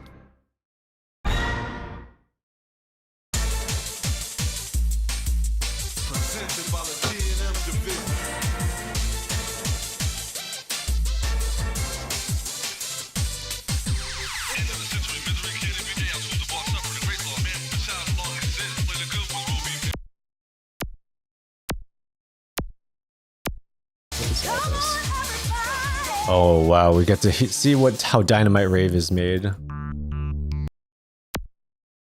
Alright, so we got the blips and this ARP.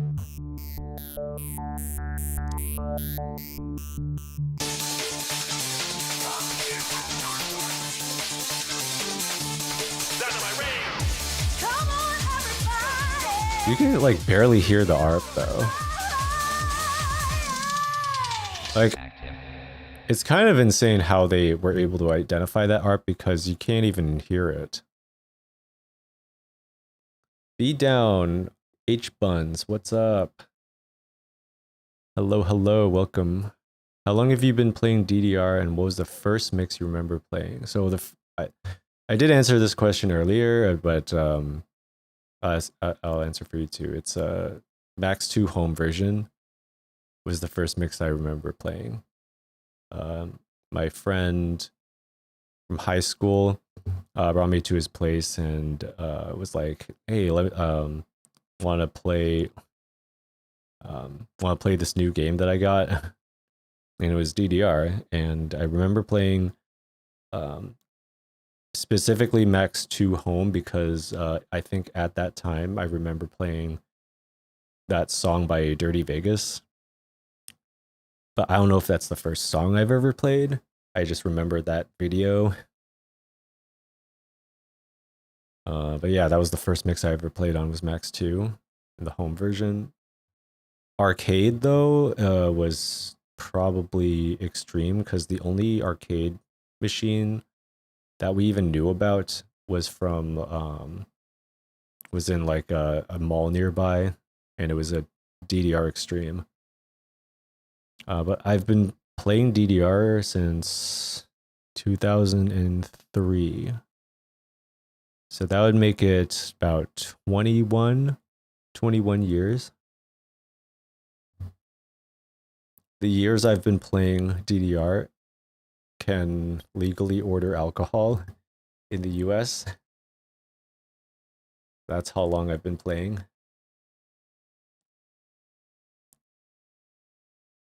But be down. Question for you.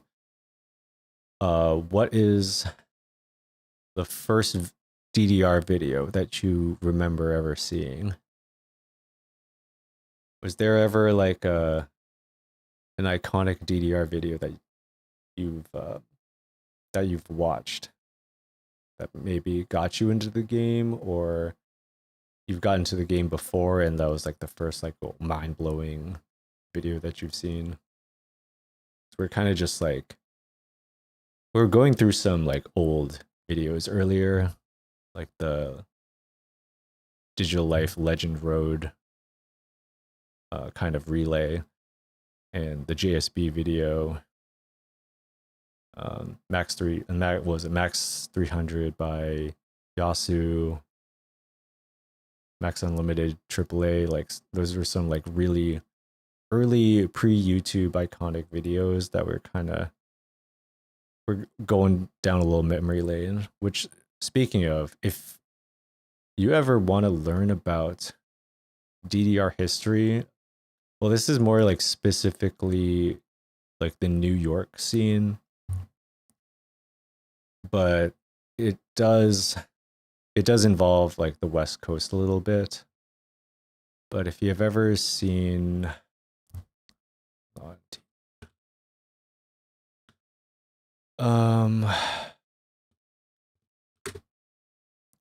you know who Sketch is, this old school DDR player. He was on MTV this one time. He's been putting out some really interesting interviews with like the old school DDR players from like the early 2000s. And you'll get really good insight on what the scene was like back then. What people's goals were, how people reacted to things back then when it comes to like DDR accomplishments. Yeah, he started off talking about like what DDR was like in the New York City scene back in like pre 2005, and then he started bringing on some of the older players. There's a lot of like old names here, like Fat Axel, 123 Kid. Apparently, like 123 Kid was a player that was supposedly like on par with JSB at that time. I think this was back in like 2002 or 2003. Like 123 Kid was like supposed to be like really goaty like back in those days, but he couldn't make it to that one tournament that JSB got 9 greats on Legend of Max on. But he couldn't swing that tournament. But he was supposed to like hold it down for the East Coast. And it was like CSA2 Albany. You say the Domix videos of him talking about DDR is what got me back into the game in 2014. As for my first videos, I've watched a lot of Japanese versus matches with Brosoni and Ringo. Yeah, I used to watch those a lot too. When DDRX2 was new, I saw a lot of videos from those guys. And I used to watch those videos a lot because like they were like some of the best players at the time. And watching them like get those insane scores on like what we know now as like DDR18s was like insane at the time. Like near PFCing stuff like New Decade Challenge was like unheard of. You know about the games back then had Max 2, Extreme 2, Hottest Party, like all the console versions. Supernova. Oh my god, Supernova. I remember when Supernova got announced. And that was kind of a big deal because like, wow, new DDR version, what? And we were searching for a place that had a Supernova machine. Like my friends and I in college were like looking for this Supernova machine. We used to go on DDR Freak, and we were trying to find. They used to have like a machine locations page.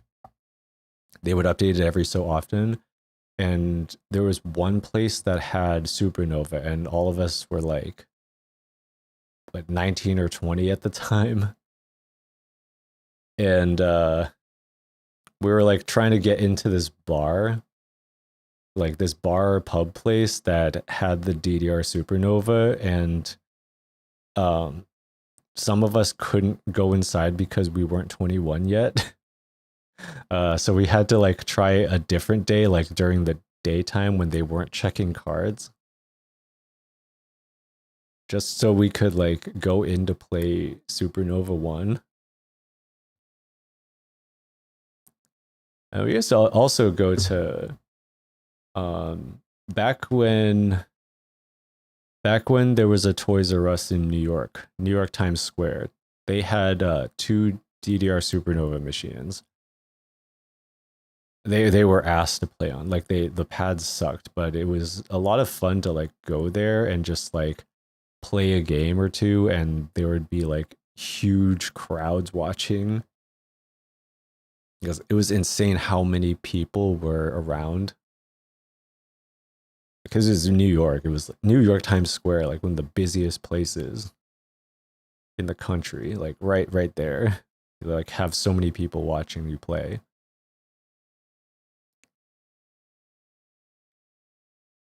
Yeah, there's a lot of interviews here with like some of the old school folk here. Yeah, 123 Kid was like supposed to be like one of the best, on par with JSB. Yeah, Frequency was like a DDR freak mod or admin. Was very involved with the DDR scene, running the Digital Life tournament at the Javits Center. He was in a music video. He was in a mindless self-indulgence music video involving DDR.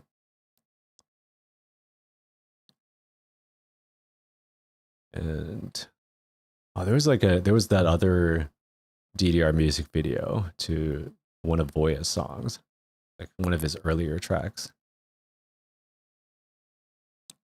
Actually, I wonder if that's still up.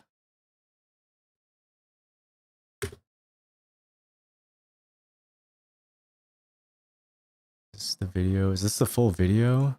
I think this is it. Yeah, it's this one. Is it in 144p? Yeah, has anyone ever seen this video? Well, I'll try to put this more in like the center here.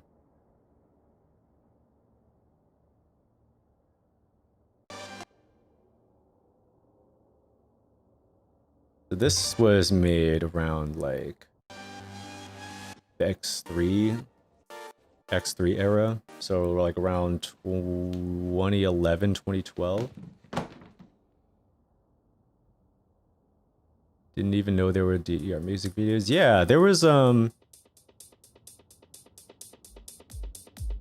don't think it was like specifically made for DDR. It was like someone made a song and wanted a video for it, and someone was trying to get like a DDR motif going. Are you tripping over yourself?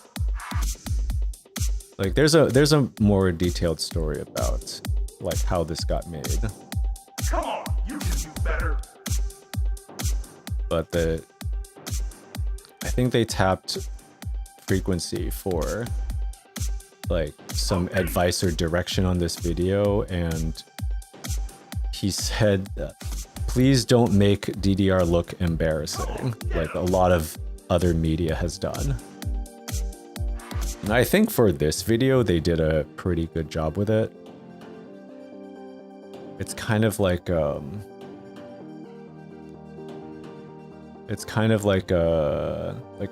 training arc, montage type of video. And then the setting is kind of like a, how do you even describe it? It's like a underground warehouse, like underground club arcade type of thing. Gangs battling it out type of deal. Good morning. What's up, Maractus? How are you doing? Welcome in. We're taking a look at some old DDR media. But yeah, there was this video. A lot of people don't really know about this one or remember, but this was to Voya's Dragonfly. I think I talked to him about that song a while back. He said it was like he was only like 8 months into learning Ableton before like making this track. He just like made this like electro type song. I wanted like a video for it. Did people actually print out step charts like that, dude? Yeah, actually, that's a funny thing to bring up because people used to do that before we had YouTube, before we had smartphones where we could like actually just like look things up. People would print out step charts. People would print out score sheets so that they could fill out their score sheet and record their scores, record what they've improved on. And people also printed out step charts so that they can like kind of shadow or ghost step the charts before like they play, so that like they know what to do for that song, especially for like boss songs. Like I would do that for PSMO because I didn't really know how to do the crossover runs, and having the chart handy, you can kind of like sort of read it and do it out. Like I used to have the run semi memorized so I can like practice the movement for it. Almost home from 8 on the break from Psyched Out 4. Yo, how was that? How was the turnout for that? Gonna post the results tomorrow. Nice. Hope everything went well.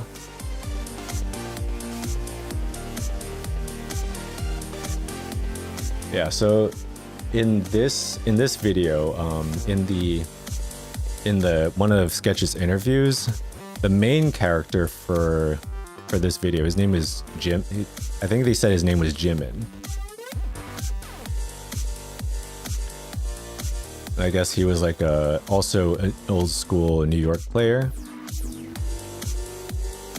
Also, this video.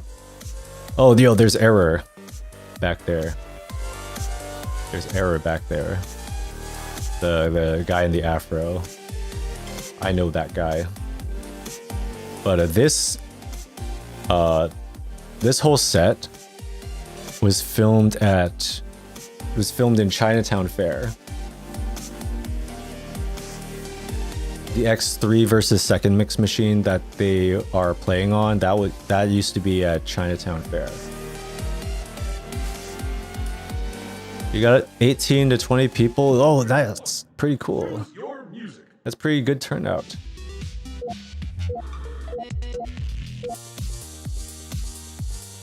Yeah, there's a lot of like old school faces in the video here. Player 2, press any ad to continue.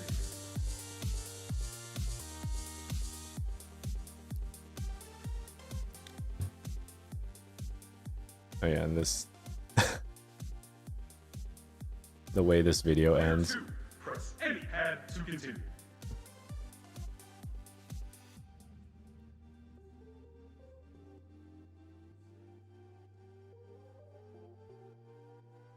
Player 2, press any ad to... Are you ready? Here we go. I feel like a lot of this stuff is like, I wouldn't say lost media, but I feel like a lot of people have missed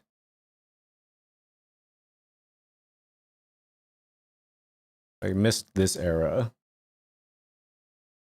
I think it at least like circulated around Facebook groups. I remember finding it from the Facebook group, this being posted. I think no, I remember was it Error? Someone was telling me about how they were renting out Chinatown Fair for a music video, and I vaguely remember the conversation, but it was like, yeah, they were renting out Chinatown Fair to film that video, and turned out pretty cool. And yeah, people used to print out stuff, pen and paper. I did that too. When I go out to play DDR, I would print out my DDR recall. Anyone remember what a DDR recall was? That was a score database, DDR score tracking site.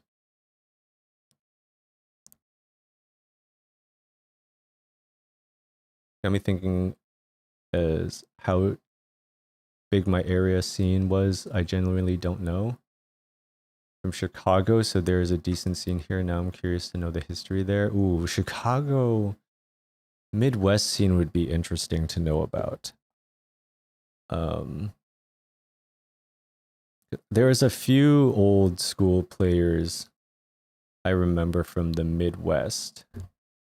But I can't remember if there was anything before like 2005, 2004, 2005 from that area. I remember the Supernova 2 location test was at Brunswick Zone Naperville. That was a hot area for location test stuff. That was where the Supernova 2 location test was, and they were testing out EMUs at that time. They were testing out EMUs, but they never. They didn't really continue with it. It didn't take off for some reason. Maybe it was just too early, or arcades didn't want to pay for the amusement fee or something. But this was before round one. This was before Dave and Buster's. This was we could have had emus back then. That was the era of the, what was it, 2DX Gold location test? I think that was also there. 2DX Gold location test, I think that was also there. Brunswick Zone Naperville.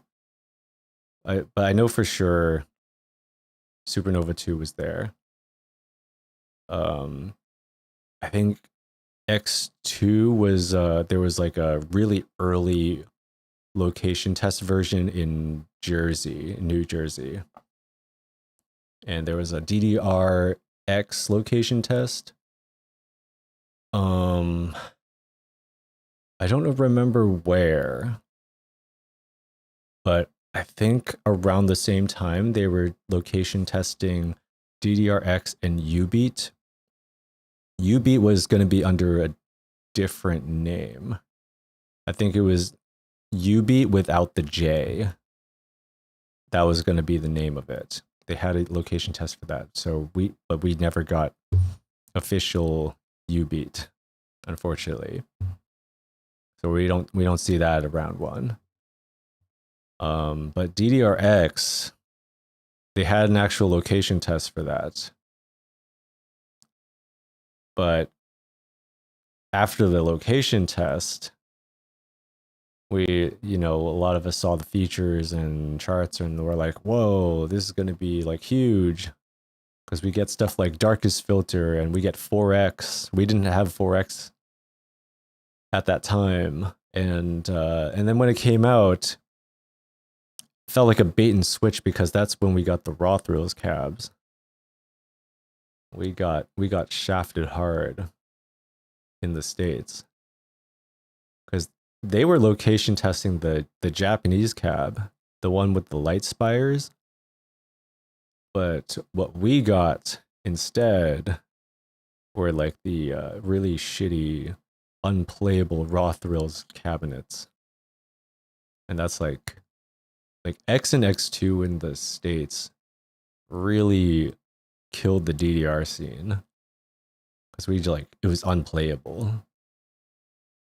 Like we could not believe how awful it was.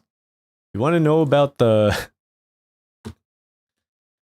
you want to know about the Raw Thrills cabs? Oh my god. Let's see. Oh yeah, there was that video. DDRX location test. Yeah, so there was this one. So the location test, it had the Japanese machine with the light spires. That was your very first experience playing on X1 and X2. I am so sorry. I'm so sorry you had to go through that. But yeah, this is a nice machine. The black Japanese X cabs were so nice. Like, we thought we were gonna get those. But no, what we got instead...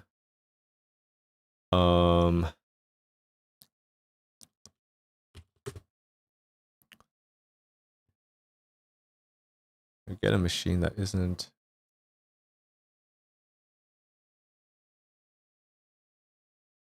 Was it this video?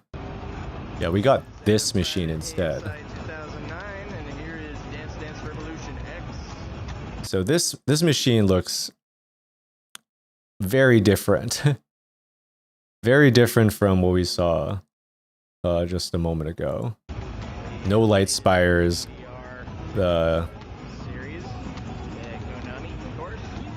Actually, is that the same machine? Or maybe they just didn't have the light spires here.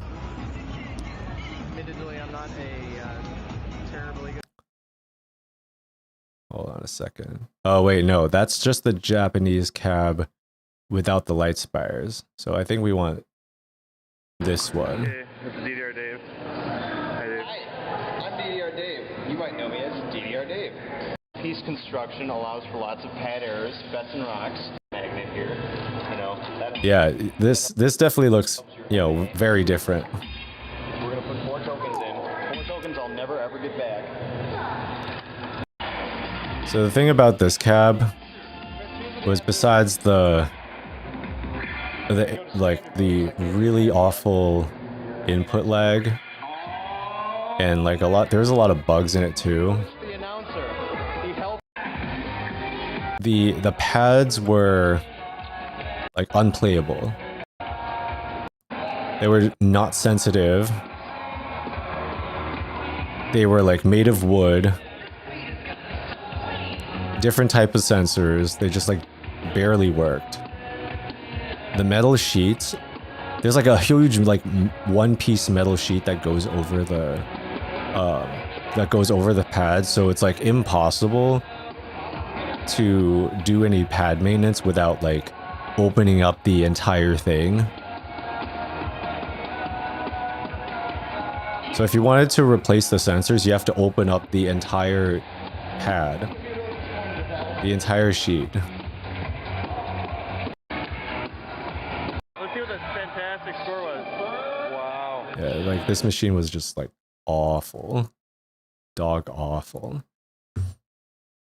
And like, it didn't get much better in X2. Like, they made some improvements on the cab, on the X2 Raw Thrills cabs, but they were still unplayable.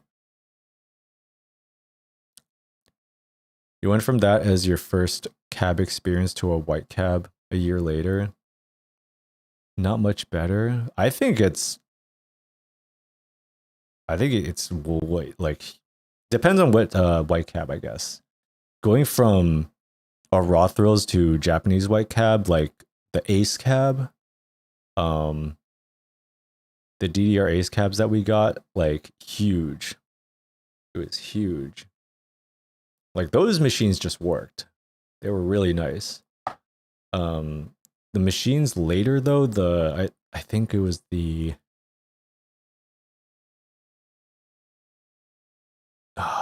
what was the company name? Uniana, the Korean cabinets. They were a little off to me. It was a little off to me.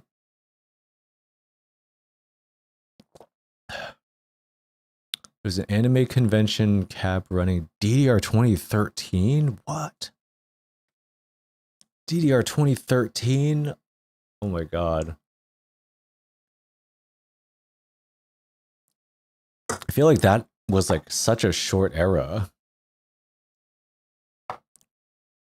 Like DDR 13 or DDR 2013 didn't really like last that long here. I mean, we didn't really get it officially, you know, but I think a lot of places that had it oh, wait, what era was that? Was that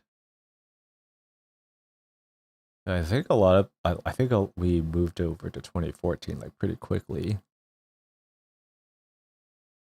You went from Supernova 2 cab to an Ace cab. Was it a Betson cab or I think still it's a major upgrade to go to an Ace cab. Like those were some of the nicer machines I played on. I don't know, something about it still doesn't really beat either first gen Japanese cab or ITG Data cab pad. It was D&B. Okay, so D&B probably got the Japanese machines. Because I had a D&B near me where I used to play DDR Ace. And when I first went to play, like it was good. Like it was surprisingly like actually good. It was nice to play on too. The Uniana cabs though, I don't know what it was, but something about the pads like it felt stiff. It felt like stiff to me. Maybe it's like I didn't really have a lot of time to play on that cab because I always preferred the Japanese cab whenever I played. We used to have a round one near me, and they had both an Uniana cab and the Japanese Ace cab. The Japanese Ace cab came first and was like the only DDR Ace cab we had for a while, and then they got the Uniana cab and eventually a gold cab until it closed down, until round one shut down near me. So then I've nothing. I had nothing, and D&B is still on A20 plus, so there's really no point in playing that. But going from Supernova 2 to Ace though is still huge. Gold cab sucks. I hear a lot of mixed things about the gold cab. I think it could be good if it's actually like properly maintained, but a lot of the gold cabs that came to the US were like unplayable. Not as bad as like the Rothros cabs, but like they needed to be modded before anyone can actually like score well on it. It's kind of crazy that you have to like mod the machine to make it playable when you get the cab. Because why can't it just work? You know, why can't the game just work properly when you get it?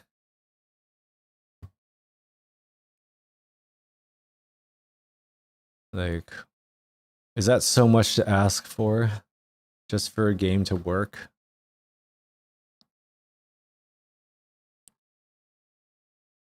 Yeah, what were some iconic DDR videos that you remember watching?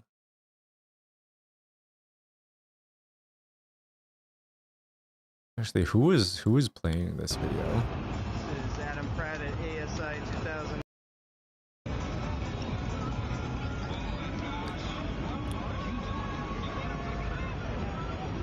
Revolution, so I guess there's not a whole lot. You got World on both machines. I still haven't played World yet. I'm also still waiting for World to drop on GP, like the World UI update. I still have no news about that yet. I'm still waiting. Still waiting for that. And I'll definitely let everybody know when I find out about it. So that's all I can really do is play GP. Because to play World, I have to travel out pretty far. And I just like do not have that kind of time to make it out to somewhere just to play a few sets of World.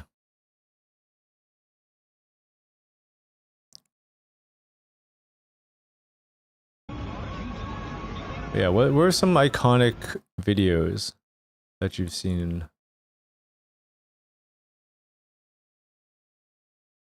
Where are some like historically important videos? UI is still iffy for me. I think even though they made some fixes to the sorting, the music selection, I think a lot of people still are having a tough time with it. I'll probably be confused by it if I ever get to play it, like with the filtering system, because I haven't gone through the motions myself to really know what I'm supposed to do. Yeah, that's what I hear. You need the number pad to play, or to navigate the UI. Oh, the Bersoni PSMO video. I used to have a playlist. I used to have a playlist of videos of just like PSMO, of people playing PSMO. Because it's like a song that I have like a really hard time playing, just like from really bad muscle memory trying to like do the ending run. And just like timing the song in general. And I would refer to a lot of these videos, like this is like the #1 song, like video in my playlist that I would refer to just to like look at how their crossover form and technique is for the end run.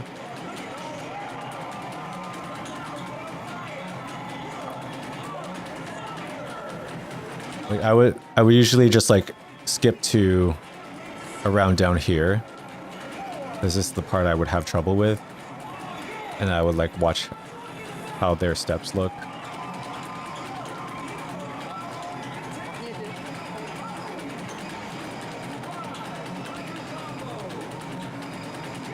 Like it looks simple enough, right? But then like when I'm trying to do it, I'm just like, I'm stumbling everywhere.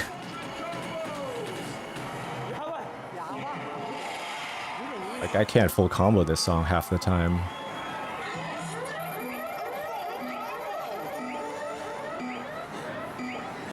So like something about the ending run just like messes with my brain. I'm close to reaching 900k. It's still my hardest 16 to score. It's like hard for me. I think it's hard for a lot of people that have grown on Extreme. There's a bit of like this intimidation factor with like the old school 10s like Max 300, Legend of Max, PSMO, that seem to have like carried over into like the newer games. But nowadays, if oh, what the hell is Dr. D doing? What? Why is he stripping on camera? The hell?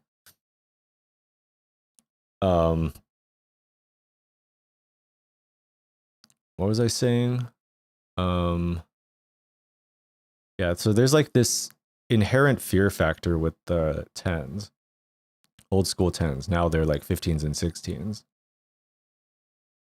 And I don't know. So there's like, I just have like really bad muscle memory with like those songs. I think from trying to grind them out in extreme and kind of doing it wrong. So it kind of messed with my muscle memory and how I process the notes, how I see the chart. But to a lot of people nowadays, it's probably like, oh, it's just another 15. It's just another 16. No big deal. Yeah, I have like a ton of, oh, this was another, this video. This was another like old school iconic video. Oh, you can even see the camcorder UI on it. The camcorder UI here. This was a Colombian player, Onir, tripling PSMO, no bar. And I think he's memorized the song because he's just like playing the song on 5x.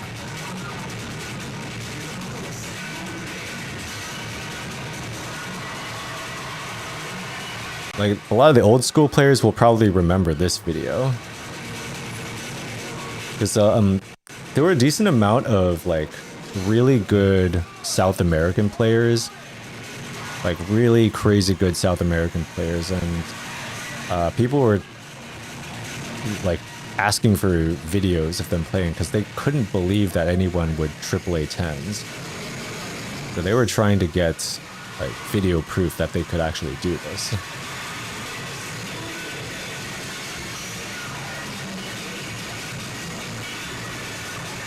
Didn't get good DDR until Ace came out. Yeah, I think that was the situation for most people. There wasn't any good DDR until Ace.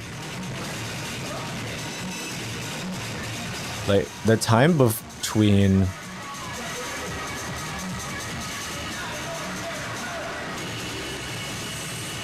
what was it? Extreme to Ace were like the dark ages of DDR, or maybe like Supernova 2 to Ace, because there was a decent amount of people that still played like Supernova and Supernova 2, but the time between then and Ace was like the dark ages of DDR. Because I think at that point, like, Konami just like had given up on us, didn't try to re-enter the US market, but they tried again with DDR Ace and like actually doing it properly, and we had it good for a while. We had it pretty good with the DDR Ace launch. Like, that was a pretty cool thing to happen. Like, I think it really changed the DDR scene, the landscape of DDR. Like, it was huge. Also, like, opening KAC to the US was also huge. Like, at that time, that was unheard of, unprecedented. That was we could check out some videos from like the DDR Ace era. This is I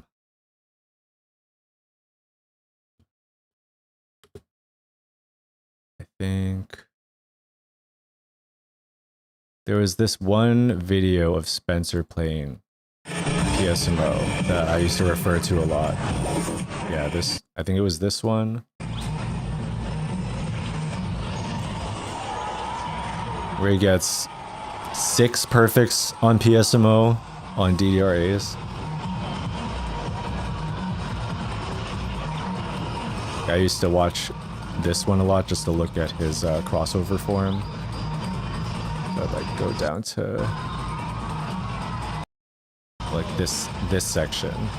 I always have to like skip down to this section.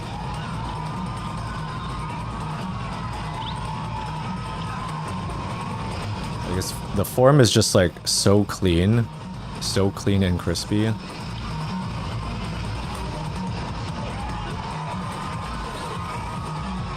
I'm just like wondering how can I get my crossover form to be that crispy?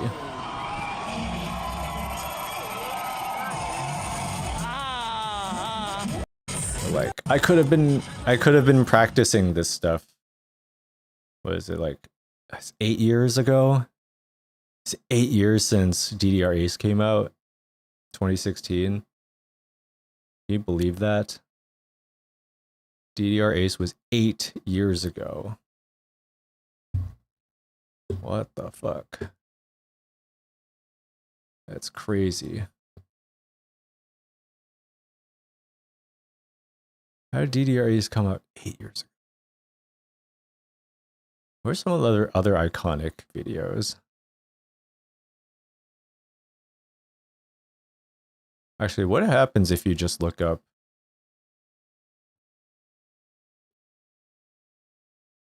DDR? Oh, Barely Human did a DDR song like pretty recently. It got pretty big on TikTok.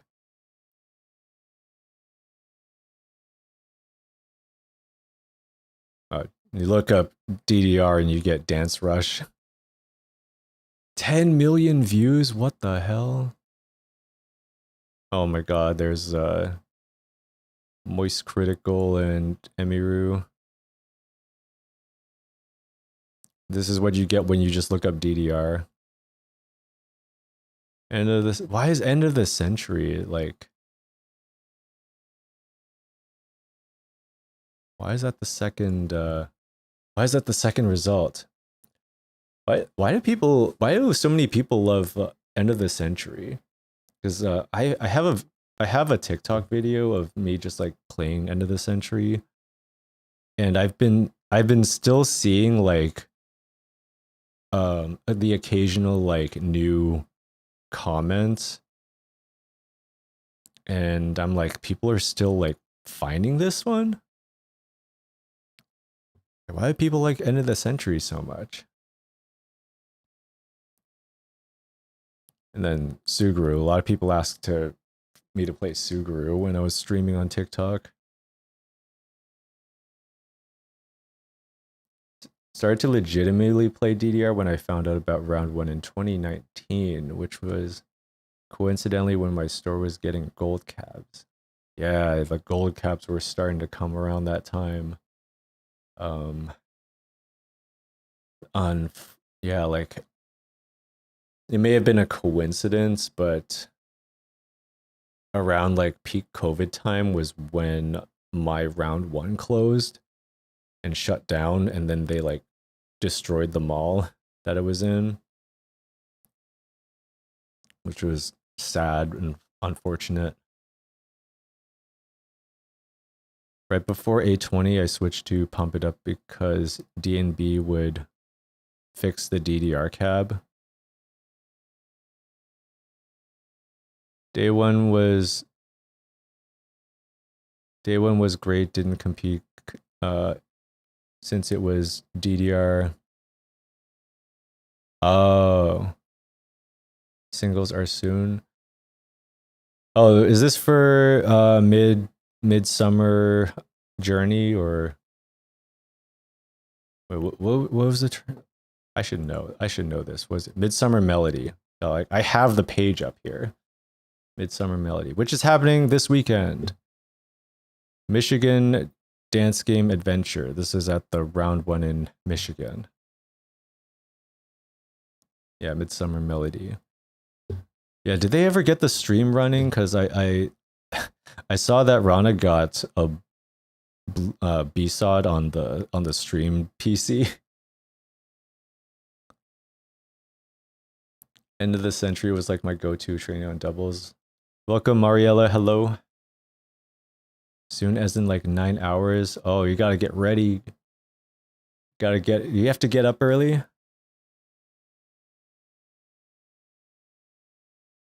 Oh, DDR wouldn't fix the DDR cab. Yeah, like I hear a lot of different things about what DNB thinks about DDR.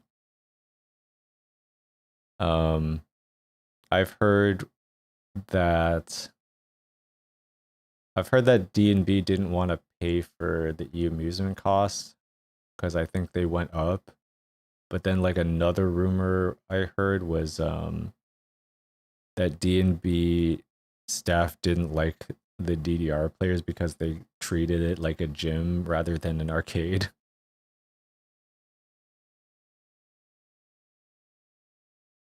SMX should be on Jelly Slosh and DDR should be on Ohio DDR. Yeah. I remember I retweeted that. Yeah, I retweeted that on the DDR community Twitter. Everyone should know about the live stream. Yeah, this is the tournament that's happening right now. Midsummer Melody, round 1. Auburn Hills, Michigan. This weekend we got the DDR Women Non-Binary Tournament. That I think that happened yesterday. Singles, doubles, Step Maniacs tournament.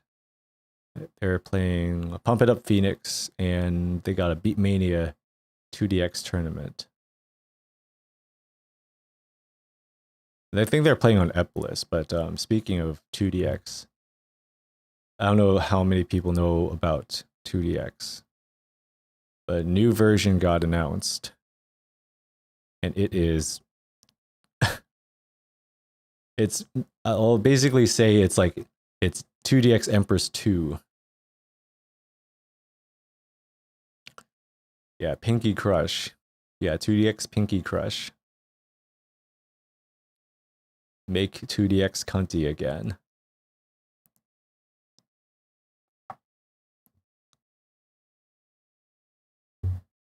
Congrats to V for winning in the upper bracket. Oh, let's go. Yeah, V is so good. Their timing is so insanely good.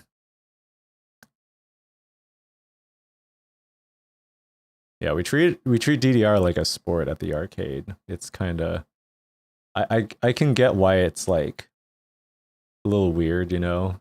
Like people bringing their water bottles, energy drinks, and towels into the arcade, and everyone's just like there with their kids or whatever trying to get tickets. Meanwhile, that one corner is like the only part that gets sweaty. D&B took out all the rhythm games except for Guitar Hero 3. What other rhythm games would they have had? I think D&B only really had either DDR or Pump. I guess Guitar Hero too. I don't really know of any other D&Bs that had of anything else. B-Hop Esports. I've seen and heard of that place. It looks like a really cool spot. What part of Chicago? Vernon Hills? I'm not sure where that is. I've been to a couple of the round ones near the Chicago area. The first round one that was there, that closed down a few years ago, I think. I think it was like one of the first round ones to shut down. But that was the first one, the first round one that I've ever went to. It was that one. And we didn't have a round one where I was at yet. It was also before DDR Ace existed, before that was ever announced. I think I was in my 2DX era. Yeah, that's the thing too. Like sometime between, I think it was 2013, 2014 to 2016 was when I had like a gap. I have like a kind of like a, it's not like a memory gap, but I have like a DDR ITG gap. Like I didn't have like I wasn't really in the scene again at that time is kind of like a hole, because I kind of fell off of dance games around those years, and I was more into like the fighting games and playing 2DX. So I was like getting deep into 2DX around like 2014, 2015. I wasn't really playing dance games. That was until DDR Ace came out. That's when I like kind of got back into it again. Bro, what? Yeah, I was in Chicago. Yeah, like I used to go to ASEN a lot. So I would be in like the Chicago area ish. And I think one day we just like took a trip over to that round one back when it was there. And I went to round one FVM one year. Just like drove out there. I think it was like I think it was almost like a 2 to 3 hour drive from where I was staying. And we just like spent a whole day just to go there to try out their rhythm games.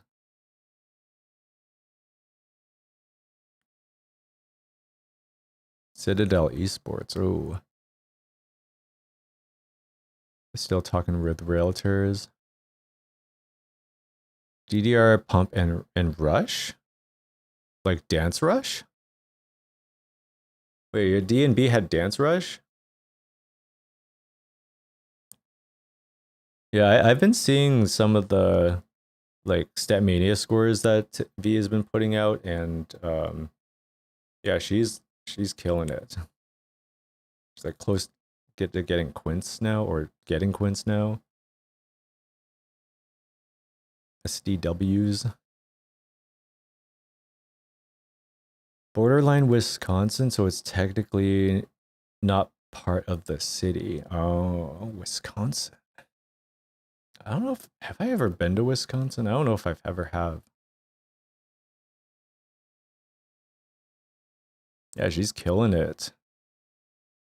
She's absolutely killing it. Cute cat on the back.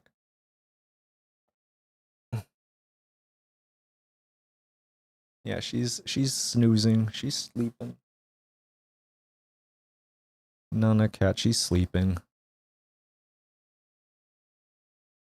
She's been sleeping a lot lately.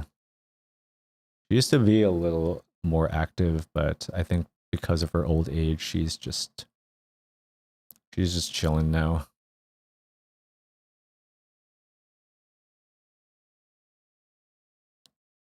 Mine did. Was it like a location test? Because I thought Dance Rush was just a round one thing.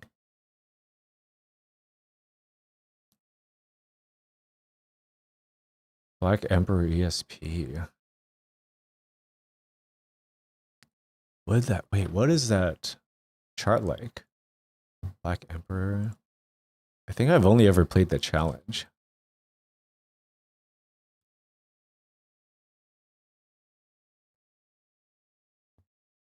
Yeah, so this is the benefit of being in the YouTube era. You can just look up charts now. You can just look up a DDR chart and know what it looks like. You know how the song is, and you know what the steps are. But back in my day, you had to print that shit out on paper. If you wanted a preview of that chart, you got to print it on paper. Because we didn't have smartphones. We didn't have smartphones back then. Smartphones didn't exist yet. Because 2000s, like that time, like you had flip phones. And if you had money, you could get a BlackBerry. Anybody remember Blackberries? Those are like pre-smartphone smartphones. They had like a keyboard, like a thumb keyboard, like a tactile keyboard.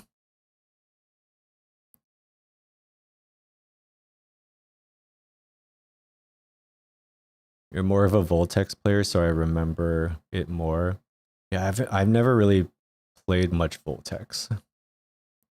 Hey, I'm Matt, and a little thing I Wow, love Black Emperor looks a about little a different. bacon sandwich is the mix of sweet and savory. Oh, it's a 17. I think the challenge is an 18. Mission Valley, San Diego. Oh. Maybe it was a location test? Because I never really heard about any Dave and Buster's getting a dance rush.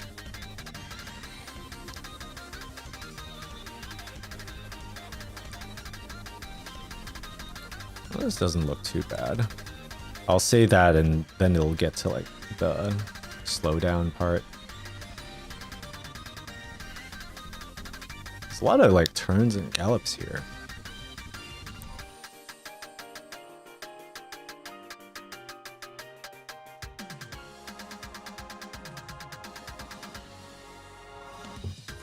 Yeah, there's like a lot of quick turns and gallops here and there. FVM. Oh yeah, FVM was the other round one that I visited when I was in Chicago area. That one drill. I think in CSP it's a staircase run.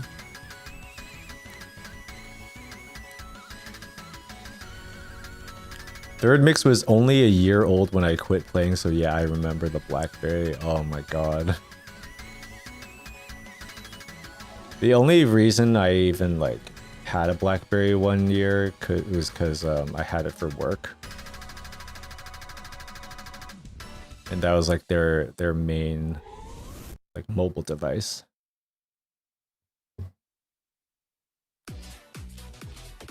That was before iPhones existed. iPhone wasn't a thing yet. That's why we had Blackberries. Oh, that's your main store, FVM. That's what got Vivian back up to win model, because Kit was up by a bit, but on that jack. Kit? Like Kit Sunny?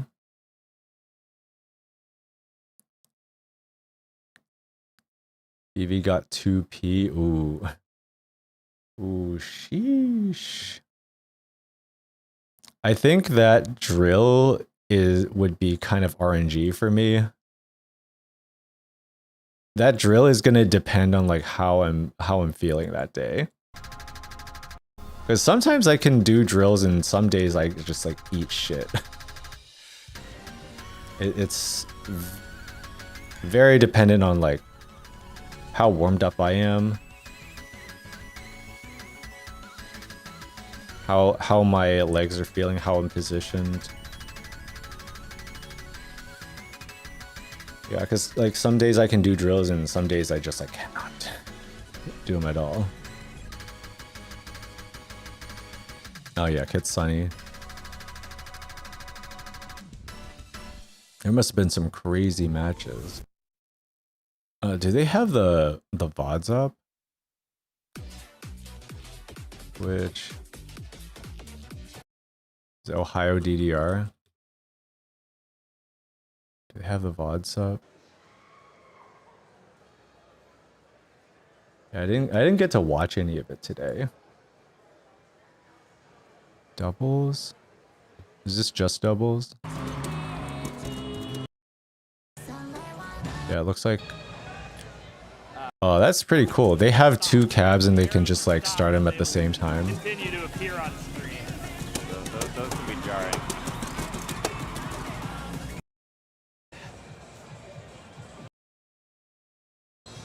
How was the turnout for doubles? Oh, No Bar Ben was there too.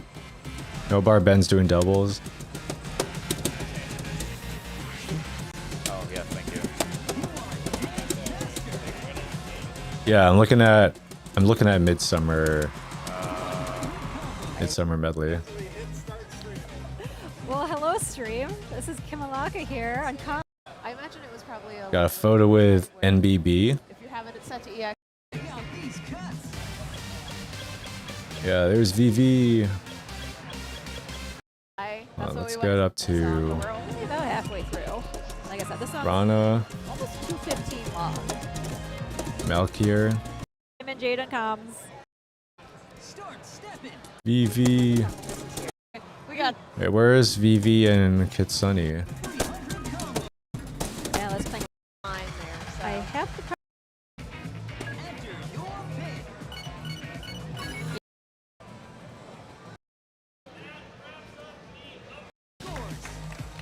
But hey, everyone, give it up for MCAT. Malkier, my Michigan homie. 4th place competitor in the overall women's and non-binary tournament. Okay, was not there. Oh, okay, And give it okay. up for Oh, they're playing Pluto Relinquish. very, very close to score. So this is really going to go to either one of them.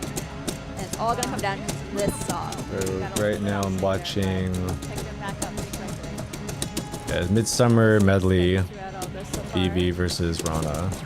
Pulling ahead a little bit in the lead. Is that just a normal life bar? Is that what it looks like now? Okay, Why is it yellow? The final section here. It's going to come down to this last run. It's kind of crazy that Rana still like plays on their toes. It's piss yellow. Ugh. Let's see if they can hold on to it. As we get into this At least when it's full, it's like a rainbow. At least that looks nice. You can see they're giving their full effort here trying to get through it. Cracking. Oh, and Vivi's going to take a head. Oh It wow. all came down to that final run. It really was just that.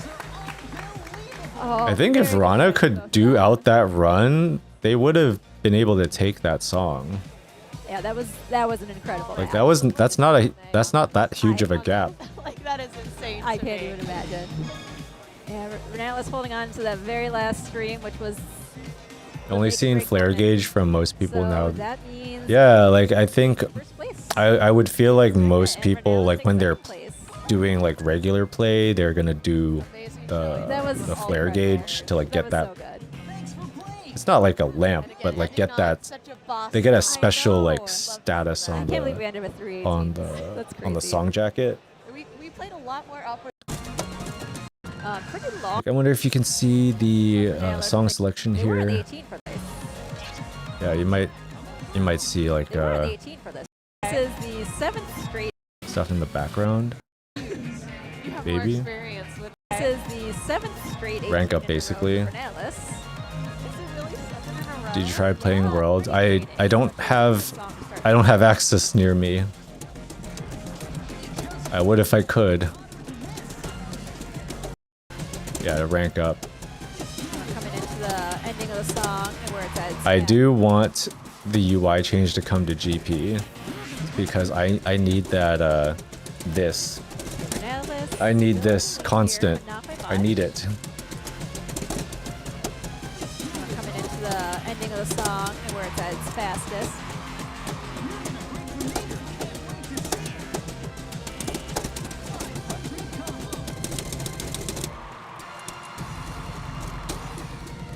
How does anyone still play on their toes like this? And Renalis is going to take that one for their Oh, second and song FC win. and OTP. And that will be the. All this hard Where's work. Grand Finals? Ooh, Grand Finals. The card draw so we can announce what's They both Vivi and Rana again. Yes, I would imagine this was probably hers. That's really the only thing I need is constant. If I can have constant in my GP, like I'll be good. I'm golden. I'm golden. Okay. Oh yeah. It's really all I want. If I can eliminate Yeah, I get the one like set, slow down in the middle of the song. the need to be able to read slow, It really picks up in the second that's half, like huge for especially in me. terms of difficulty, but it's also not easy in the first half. I hate constant. I like to see all the notes. I don't. I want to see as little as possible Yeah. without having to play stealth. I can only process like 5 notes on the screen at a It's time. there. Renalis picking up a miss as well. And here's our slowdown section. Although I don't know, like I don't even use Sudden Plus that much. Renalis not far behind. But maybe it's just something I need to like get used to again. Okay, and then after this point, we're gonna start adding in some shocks and just some more hardness. There really haven't been any shocks in this yet. They kind of jump scare you with them. Yep. I need to work on the UI more. I mean, Oh, by the way, there were shocks at the start. maybe they'll have notes for like the next version. Vivian takes this with. Because I think it's a little late for them to do anything like fundamentally different with the UI here. Yeah. I mentioned Renalis wants to save their energy for the next 2 songs. You know, since this is their 7th 18 in a row that they played.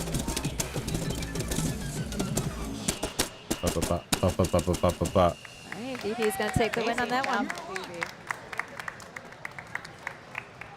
He never gets tired. Doing all those turns, I would be on the floor. Oh my goodness. 4 grades. That's insane. If it was something like With only about a 7,000. Triple Journey, then Yeah, so this would be no problem. If it was something like Triple Journey, low problem. But if it's something where it has to make me turn 90 degrees, I'll be on the floor. If you watched my stream yesterday, you'll know. You'll know exactly what I'm talking about. Oh my god, Max Unlimited X Special. Familiar with the original Max Unlimited chart, which is a 16. This is the X Special chart, which was created. The X Special chart. It is an 18 on challenge, and it just adds a lot more in. I think out of the X Special charts, this one is the more fun one. But they are neck and neck. But the slowdown is like the worst thing imaginable. DB with a very slight lead over Renalis. Want to see what the slowdown looks like? It's gonna come down to how well they execute. If y'all don't know what this chart looks like, this section is so bad. It's so awful. Can't not tell what is happening in that. Okay, VV with a pretty Like good the rhythm just does not make any sense at It's all. only about 30x, so there's still ground for Renalis to make up. It's a good effort to try to guess the rhythm into the speed up. Oh, we're coming into the ending run here. And they're just giving it their all right now.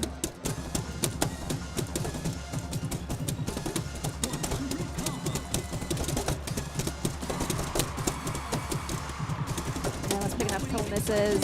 Still very close. Oh, but Vivi's just nailing that run, not giving any room for Renalis. Oh wow. That 10 EX Oh my difference. gosh. That is insane.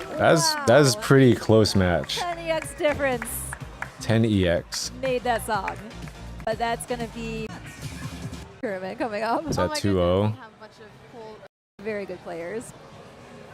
But Oh, congrats, honestly, everyone Vivi. did a phenomenal job.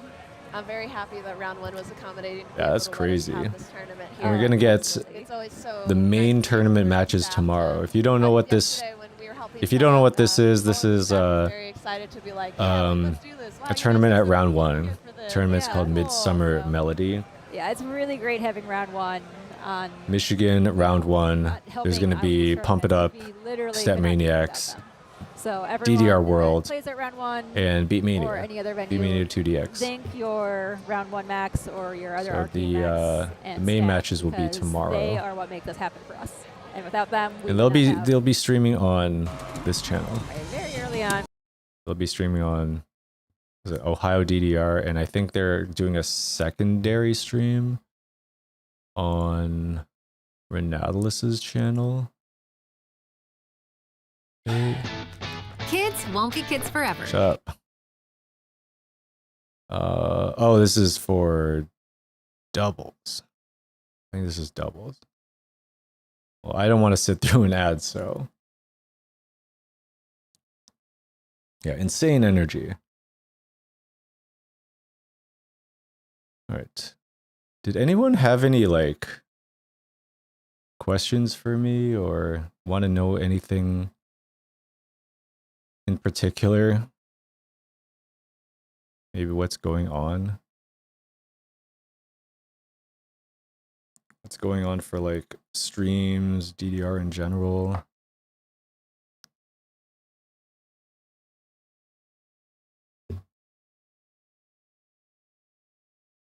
So I think, oh yeah, we got some upcoming tournaments.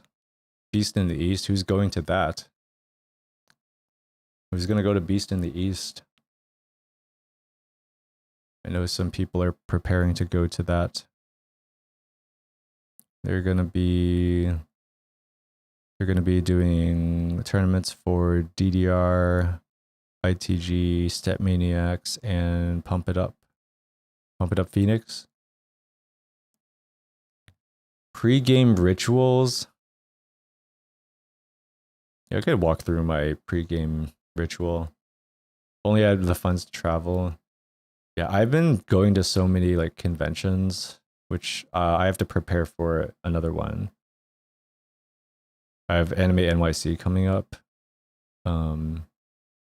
Next month is less than a month away. Could be Anime NYC. I just got my cosplay delivered today, and I was like thinking about trying it on today, but it's been so hot. It's been like in particular, like it's really hot in this room. And I didn't want to sweat in the cosplay already, so I'm kind of like wait until it cools down a little bit. Maybe like do it tomorrow, do a cost test tomorrow. I'm trying to get ready for that. It'd be like third weekend of August. Fourth weekend of August. Yeah. So I'll be going to Anime NYC. I'm already going to like so many events. Like I don't think I can afford to go to like Beast in the East or Eclipse. So pre-game rituals. So this is what I do. So for like my DDR sessions, I pretty much like get home from work, eat. I have to make sure that I give myself enough time to eat and digest before playing. I need to have like about an hour gap before I eat and start my game. So that's the first thing I have to make sure that I do. In the half hour before I play, I take a pre-workout. Yeah, about a half hour before. Just to make sure that it kicks in and runs through my system. Also gives me some energy so that I can like actually focus on the game. Because after work, I'm just like so dead tired that I don't even want to do anything. And the pre-workout kind of just like helps wake me up a little bit. I'll fill up some water bottles. I fill up my bottle of BCAAs. That's why I have like 2 water bottles when I play. One with water and one with the BCAA stuff. It's for recovery and hydration. And I'll make sure that I'm like wearing the proper clothes, get a small towel to bring with me to play. And then I'll do like a short workout to get blood flowing through my legs. And that kind of gets me ready to be able to play like 17s and 18s first song in DDR. And with that ritual, I can also like start off warm up on Step Mania ITG with like 13s, 12s or 13s. Back when I was more active, I could start off on a 13 or a 14 to like warm up. Like this was like during like stamina season when I was more active in that. But yeah, there's a lot of prep work that goes on, especially with like I didn't even mention like setting up stream. Like the ritual to play at home Like that's what it's like. Back when I played at when I would go to play in an arcade, it's like kind of a similar routine. I just have to make sure that I have all my cards with me, like EMU's cards. Pack everything in my bag. I usually pick up an energy drink on the way. I was more into grabbing an energy drink to go to the arcade rather than bringing a pre-workout. If I was going to D&B though, it's like close enough where I could like take a pre-workout, drive there, and then start my session.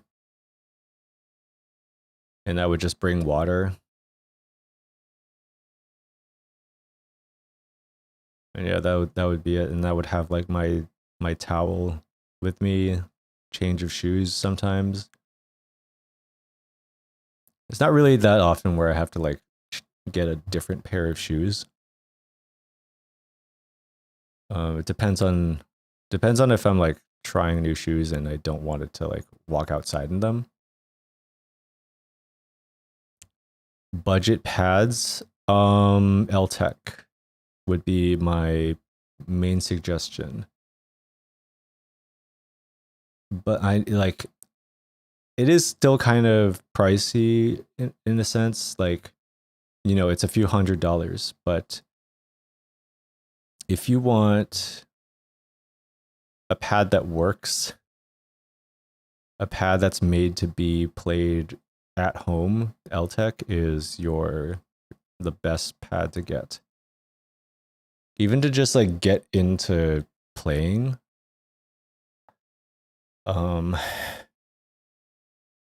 Like it's still like it can save you space. It's pretty low maintenance. You might have to mod it depending on like what kind of content you play. And it's the least expensive option.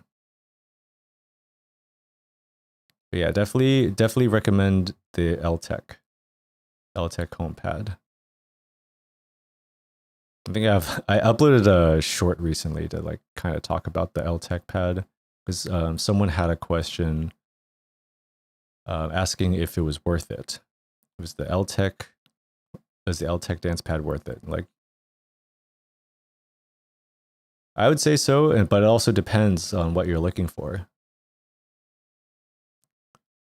Answered my question. I have a 20-year DDR gap of DDR releases, so I wasn't sure if you did strictly DDR or that I did Stepmania. Oh yeah, I've mainly been playing Stepmania for like the last few years. And I would like especially like after COVID time and not having access to DDR anymore, like Stepmania has just been my primary game. And GP is really like, I mean, I played some GP when it came out, but I still really mostly stuck to Stepmania.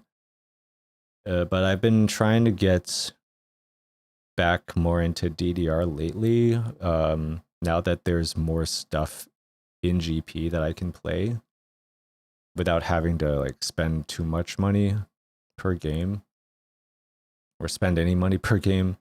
Because I don't know if you know this, you probably don't know this, but DDR GP is the home version of DDR now.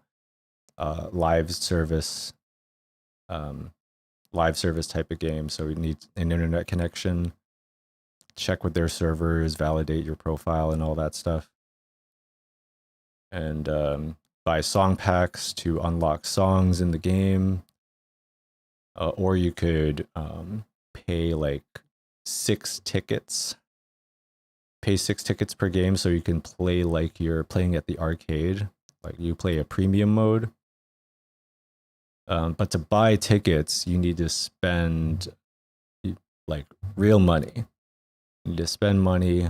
You need to buy like X amount of Pacelli's worth of tickets. There's 200, so 225 tickets. I think it's like 200 tickets plus a bonus 25 if you get that bundle is 4,000 Pacelli, which is equal to 4,000 yen. And whatever that converts to is like what I pay for to get tickets, and I have to use 6 tickets per game to play a set with basically all the songs unlocked. But I could still play for nothing and unlimited play on, like, that's Grand Prix mode. But the song list is much more limited. Like, a lot of the newer stuff is locked behind the premium ticket mode. But like, I could just like play Stepmania and play the sim files, but you know, I would rather play the official DDR stuff on DDR.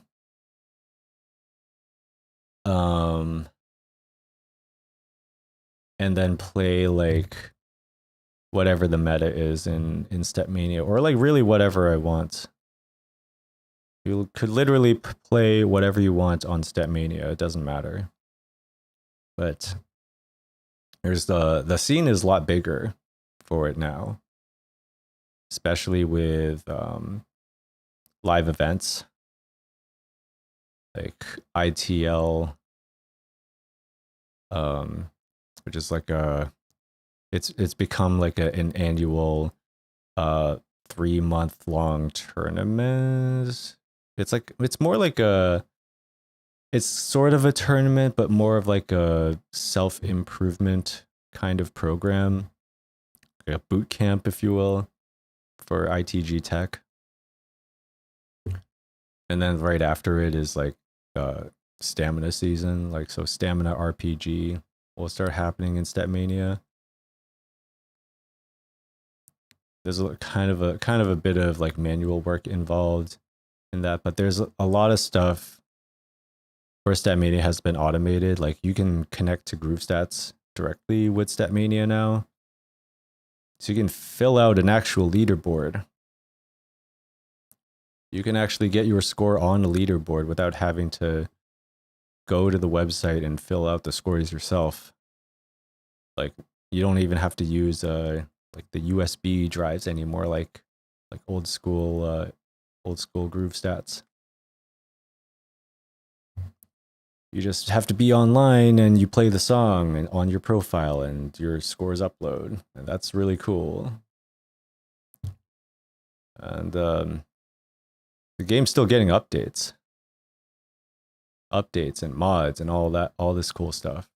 So there's a pretty big scene with that too. But I've been doing ITL like the last few years. Yeah, ITL. So this tournament.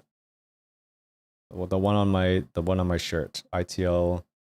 I was in ITL Online 2022 to 24. I think I got, what are my placements in? My placements in was it ITL? Was there a site for 22? Yeah. So yeah, I placed 13th in 2022, which is pretty good at that time. And a lot more people got into ITL. So a lot of like the heavy hitters have started joining. And I'm down here now. So I finished the event in 32, but after the event is over, people can still farm for points in the event, as long as you're playing the stuff within the song pack, and you'll still like collect more points in the leaderboard. So this is what we've been fighting for, like place on the leaderboard. So I ended up with, what was it, 497k points. Well, my goal at that year was 500k, but I couldn't do it. Could not do it. But I did better for myself this year, even though I didn't really play as much. I was able to end up with my goal was like 525,000 points. It was just to get into the Discord channel, like the highest tier. And looks like the cutoff 525k, the top 45 players. Top 45 players out of how many participating? 1437. People out of all the people who have any points. I was somewhere down here. I actually finished on, what was it? I think I was more in like 36 or 37. But like I said before, you can get more points now after the event's over. So some other people may climb higher in the leaderboard. Yes, we've been doing every year with Stepmania. And there's a lot of cool stuff you can do with it too.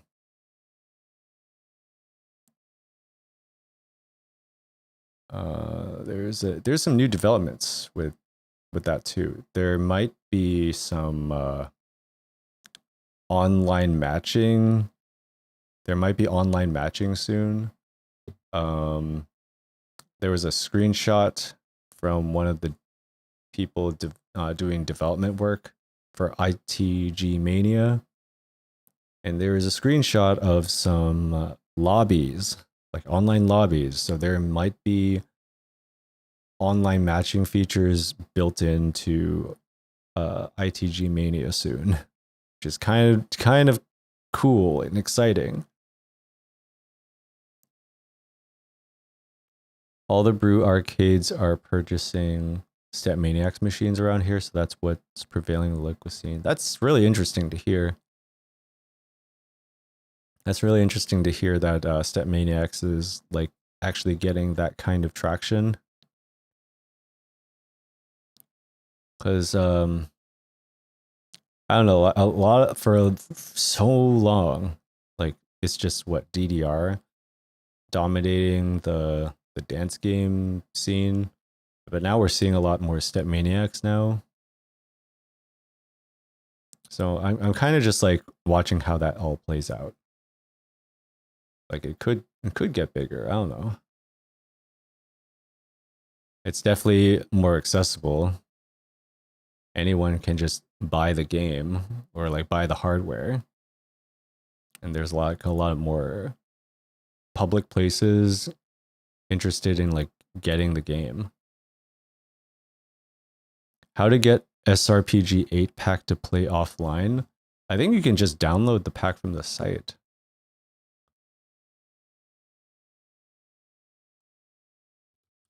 I think you can just download it. Like you need to have a GrooveStats account, log in, and there should be a download section that you can just grab the songs. Oh yeah, the deluxe cabs are insane.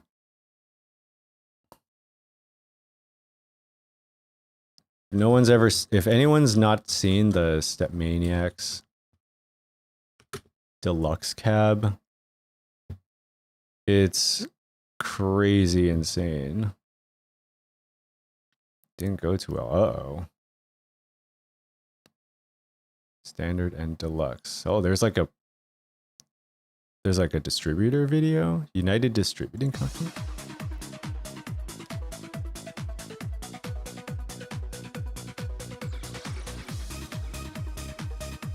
It definitely looks much flashier. It's kind of reminds me of what the Pump It Up LX cabs look like.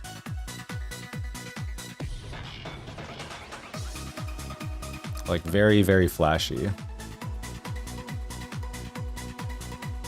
Oh, Cidercade.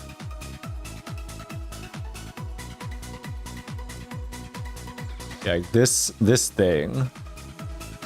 I haven't seen it myself, but apparently there might be one accessible to me. But I haven't seen it in person yet.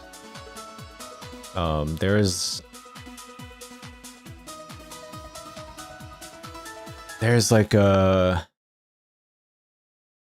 there used to be like a kind of like a, not like a mall. It's like a tiny shopping center. There's a tiny shopping center in the city.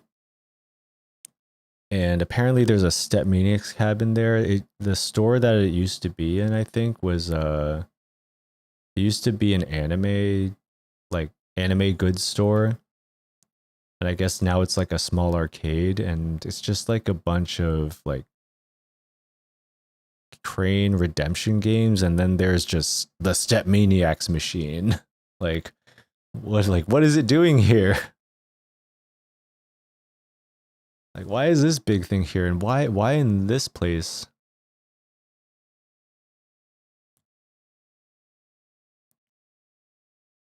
We have a bunch of adult bar arcades in Dallas, and there's a mix of Stepmaniacs and 1 or 2 Pump It Up cabs.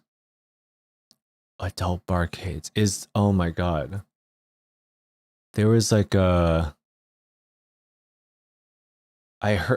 think I heard about this. There was like a Stepmaniacs cab at like was it like a fetish club or something? It was like definitely a like 21 plus type of place. I think it was in Texas, right? There was like a 21 plus kind of place. I remember there was someone was tweeting about that. Like they went to go visit the place. Actually, was it Texas or was it Georgia? Trying to remember who went there. But someone did actually go to travel to that specific Stepmaniacs location. But I can't remember what kind of place was it a strip club? It might have been a like a strip club or some kind of adult club. But they had a Stepmaniacs machine.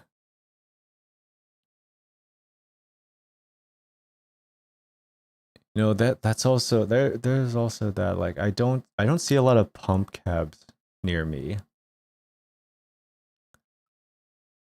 I don't know what place near me has a Pump It Up cab. Like maybe the Lucky Strike. There's like a bowling alley arcade called Lucky Strike, and I think they have a Pump It Up cab. But it's I heard it was like, was it oh, it might have been Pump It Up Prime. I don't think they upgraded past Pump It Up Prime. And I hear it's not very good to play on anyway.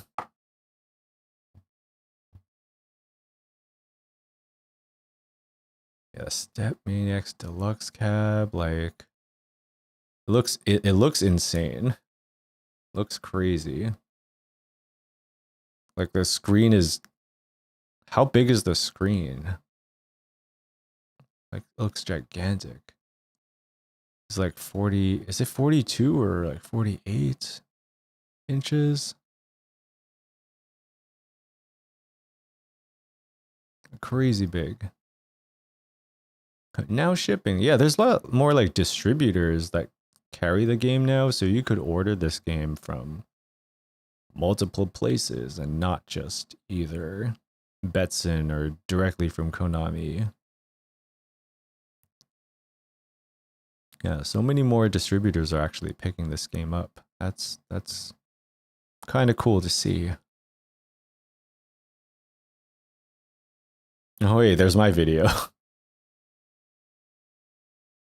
My video coming up in the shorts here. Yeah, this is the old monitor I had. I think I still have No, I definitely still have the monitor somewhere. I just replaced that one.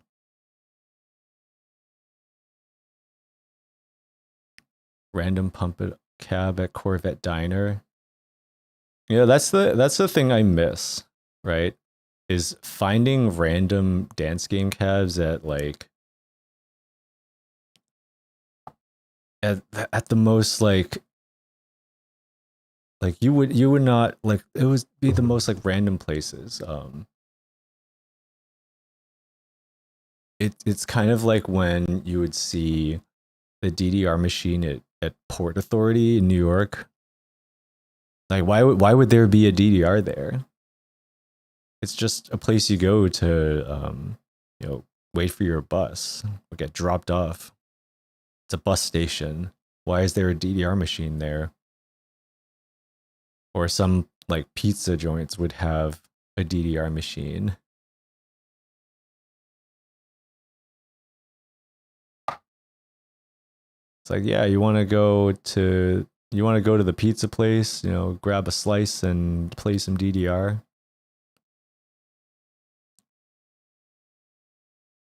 Finding a dead, fucked up extreme cab at a mini golf place years ago still brings a tear to my eye to this day. It's so funny to it's so funny and wild now to like go someplace and find a DDR machine in the wild. Because nowadays, like, to get access to official DDR, it's just round one now. Dave & Buster's, sort of. Dave & Buster's is like sort of you can get DDR access, but it's on an old version and it's probably gonna die soon.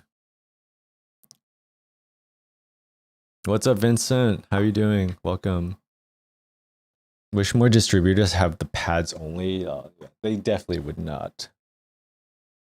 They definitely would not just do pads only. They probably lose money that way. Gotta sell the whole thing. But now there's what's the Born to Lead pads? They'll fill that gap. They'll fill that gap for you. They're shipping. They're shipping pads. They're ready to go. Have you ever seen the Born to Lead pads? I think they might have more footage up. Oh, there's my video again.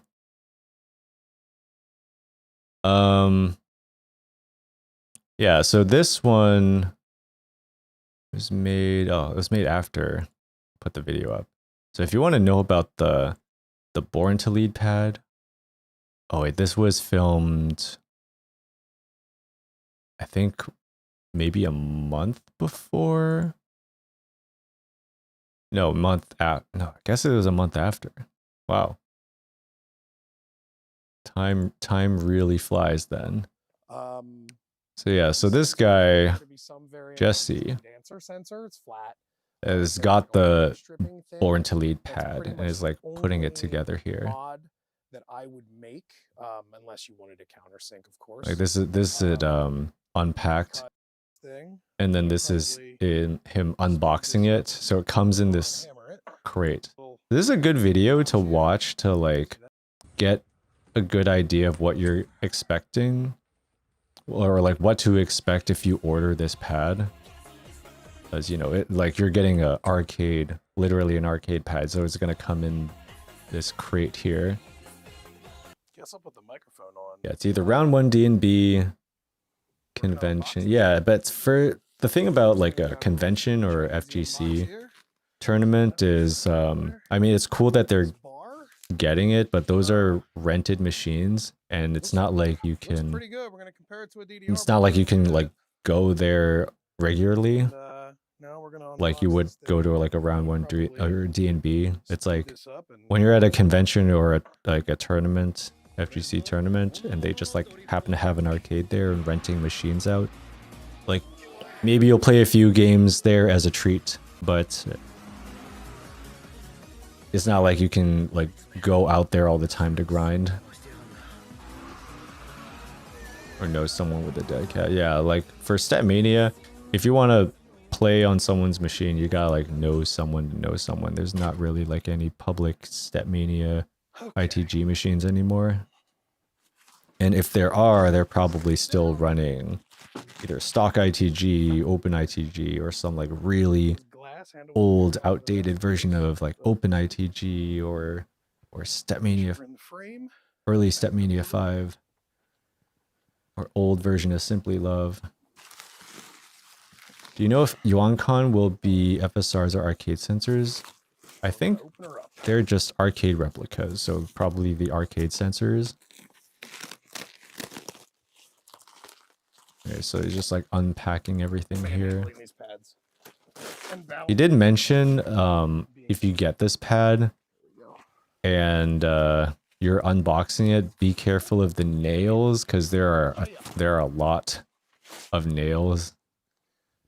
Yeah, so my art is wrong. The nails that like secure the boards in place. So I have the X Air doing what? Oh god, look how clean it is inside. And it feels solid and Look how clean the inside of the pad looks. I'm gonna do a transition while I move the camera.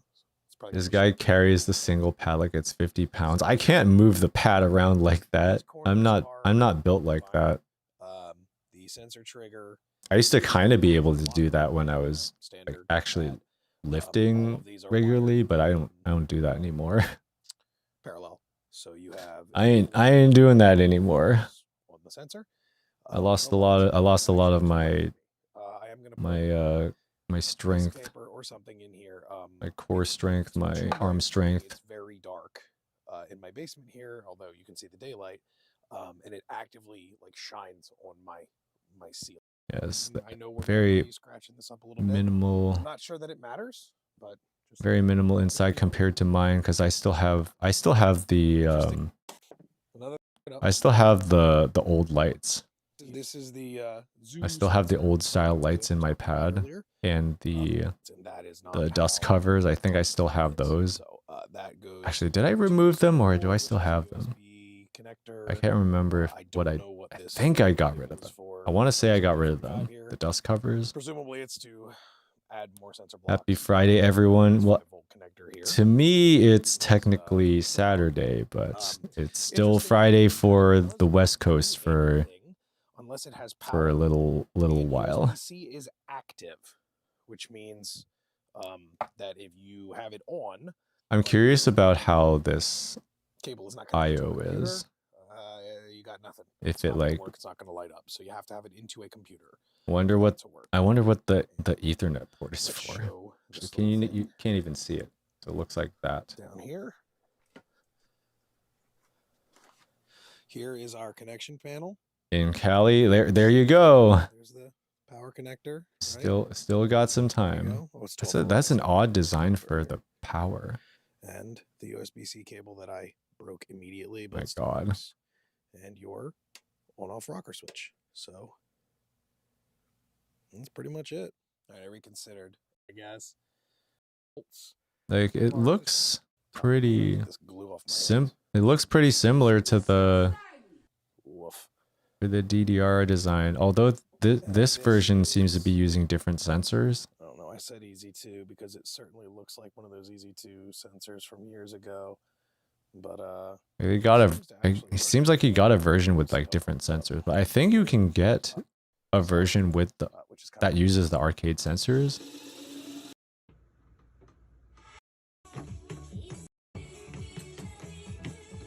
You can probably we got a lot more people with these pads now, so they may be able to attest to how they play. You kind of can get their opinions on how they perform. But yeah, this is like one of the only other videos besides Dr. D stream where he's got the Born to Lead pads. I think even Dr. D, he's got like a very old like prototype version or something. Oh. Actually, might I might call it because I've been streaming for almost up to 4 hours. That's kind of more than what I anticipated. But yeah, thank you for all for hanging out with me. It's kind of just like, it was fun to like yap about DDR and chill with you all, talk about the old days of DDR and what's going on now. There's a lot of cool stuff going on now. Got a lot of events happening. Beast in the East coming up. There's a ITG Invitational tournament that I think it's gonna get live streamed. So if you want to watch some high level ITG, definitely pay attention to that one. There is a new tournament that got posted, Don Right 2024 in October. First Attack 2024 is the last event of the year. I didn't see any news about an eclipse happening in December like usual. But yeah, and of course, this tournament is happening this weekend. Keep an eye out for the main DDR tournaments, Set Maniacs, Pump It Up 2DX. This one is happening in round 1, Auburn Hills, Michigan, Midsummer Melody. And oh yeah, I posted a new video earlier today. If you ever get a chance to check it out, I'm sorry. But yeah, like if you want to, I thought about closing comments for that video, but I was kind of interested in seeing how it plays out. And so far, people have been surprisingly civil, and it was not been too bad. So we may have a win there. What else is going on? I have a new song release. I'm guesstimating it's gonna get released at the end of September. I hope. So yeah, I have something. I don't know how much I can say about it, but I've got something coming out in the next couple of months. I'm gonna be working on some more music too. Hopefully I get something started this weekend. I need to work on like some personal tracks. Get a few more self releases going. And yeah. What else is going on? Oh yeah, full monetization of the channel. That's what I was celebrating today. Yeah, we did it. We needed 4,000 hours of watch hours within the last year, and we did it. We met the milestone. Those lights are bright. Someone wrote a nice review. They mentioned that it fixed some of Dr. D's aforementioned issues. Yeah, like the power. The power was like pretty important. And I think sizing was another complaint. Like it wasn't, there were a lot of parts that were not sized correctly. So some things like didn't fit. Always treat watching you stream, definitely breath of fresh air. Thanks, I appreciate it. Yeah, I just had like one of these to celebrate and chill.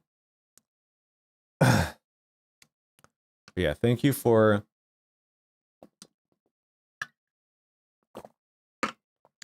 joining. Thank you for hanging out with me. It was a lot of fun going down memory lane and talking about what's going on, future DDR. If you ever got a chance to play DDR World,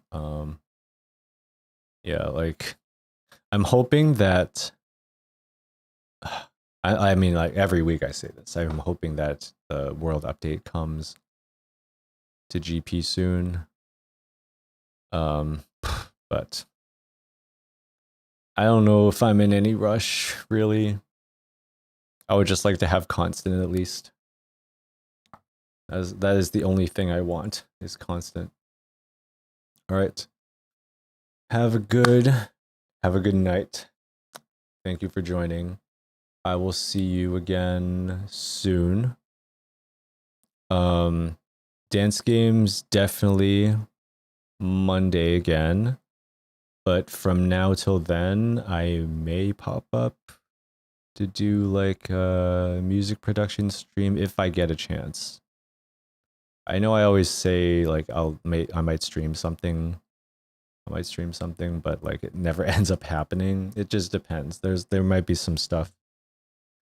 There might be some other stuff going on. We'll see. I know I have to like rearrange some furniture and finally getting rid of the couch that's been like in my basement for a long time, and it just like doesn't fit anywhere. I'm finally getting that out of my place. Finally have room to potentially like set up a bigger stream area, like maybe like an actual studio. I might potentially move this setup down there and have more room to do stuff. Bigger desk maybe. I gotta clean up the place more. I gotta repair some things. Yeah. I'll see you when I see you. Take care. Good night.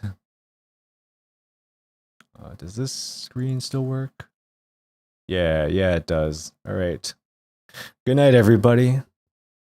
Bye-bye. Take care.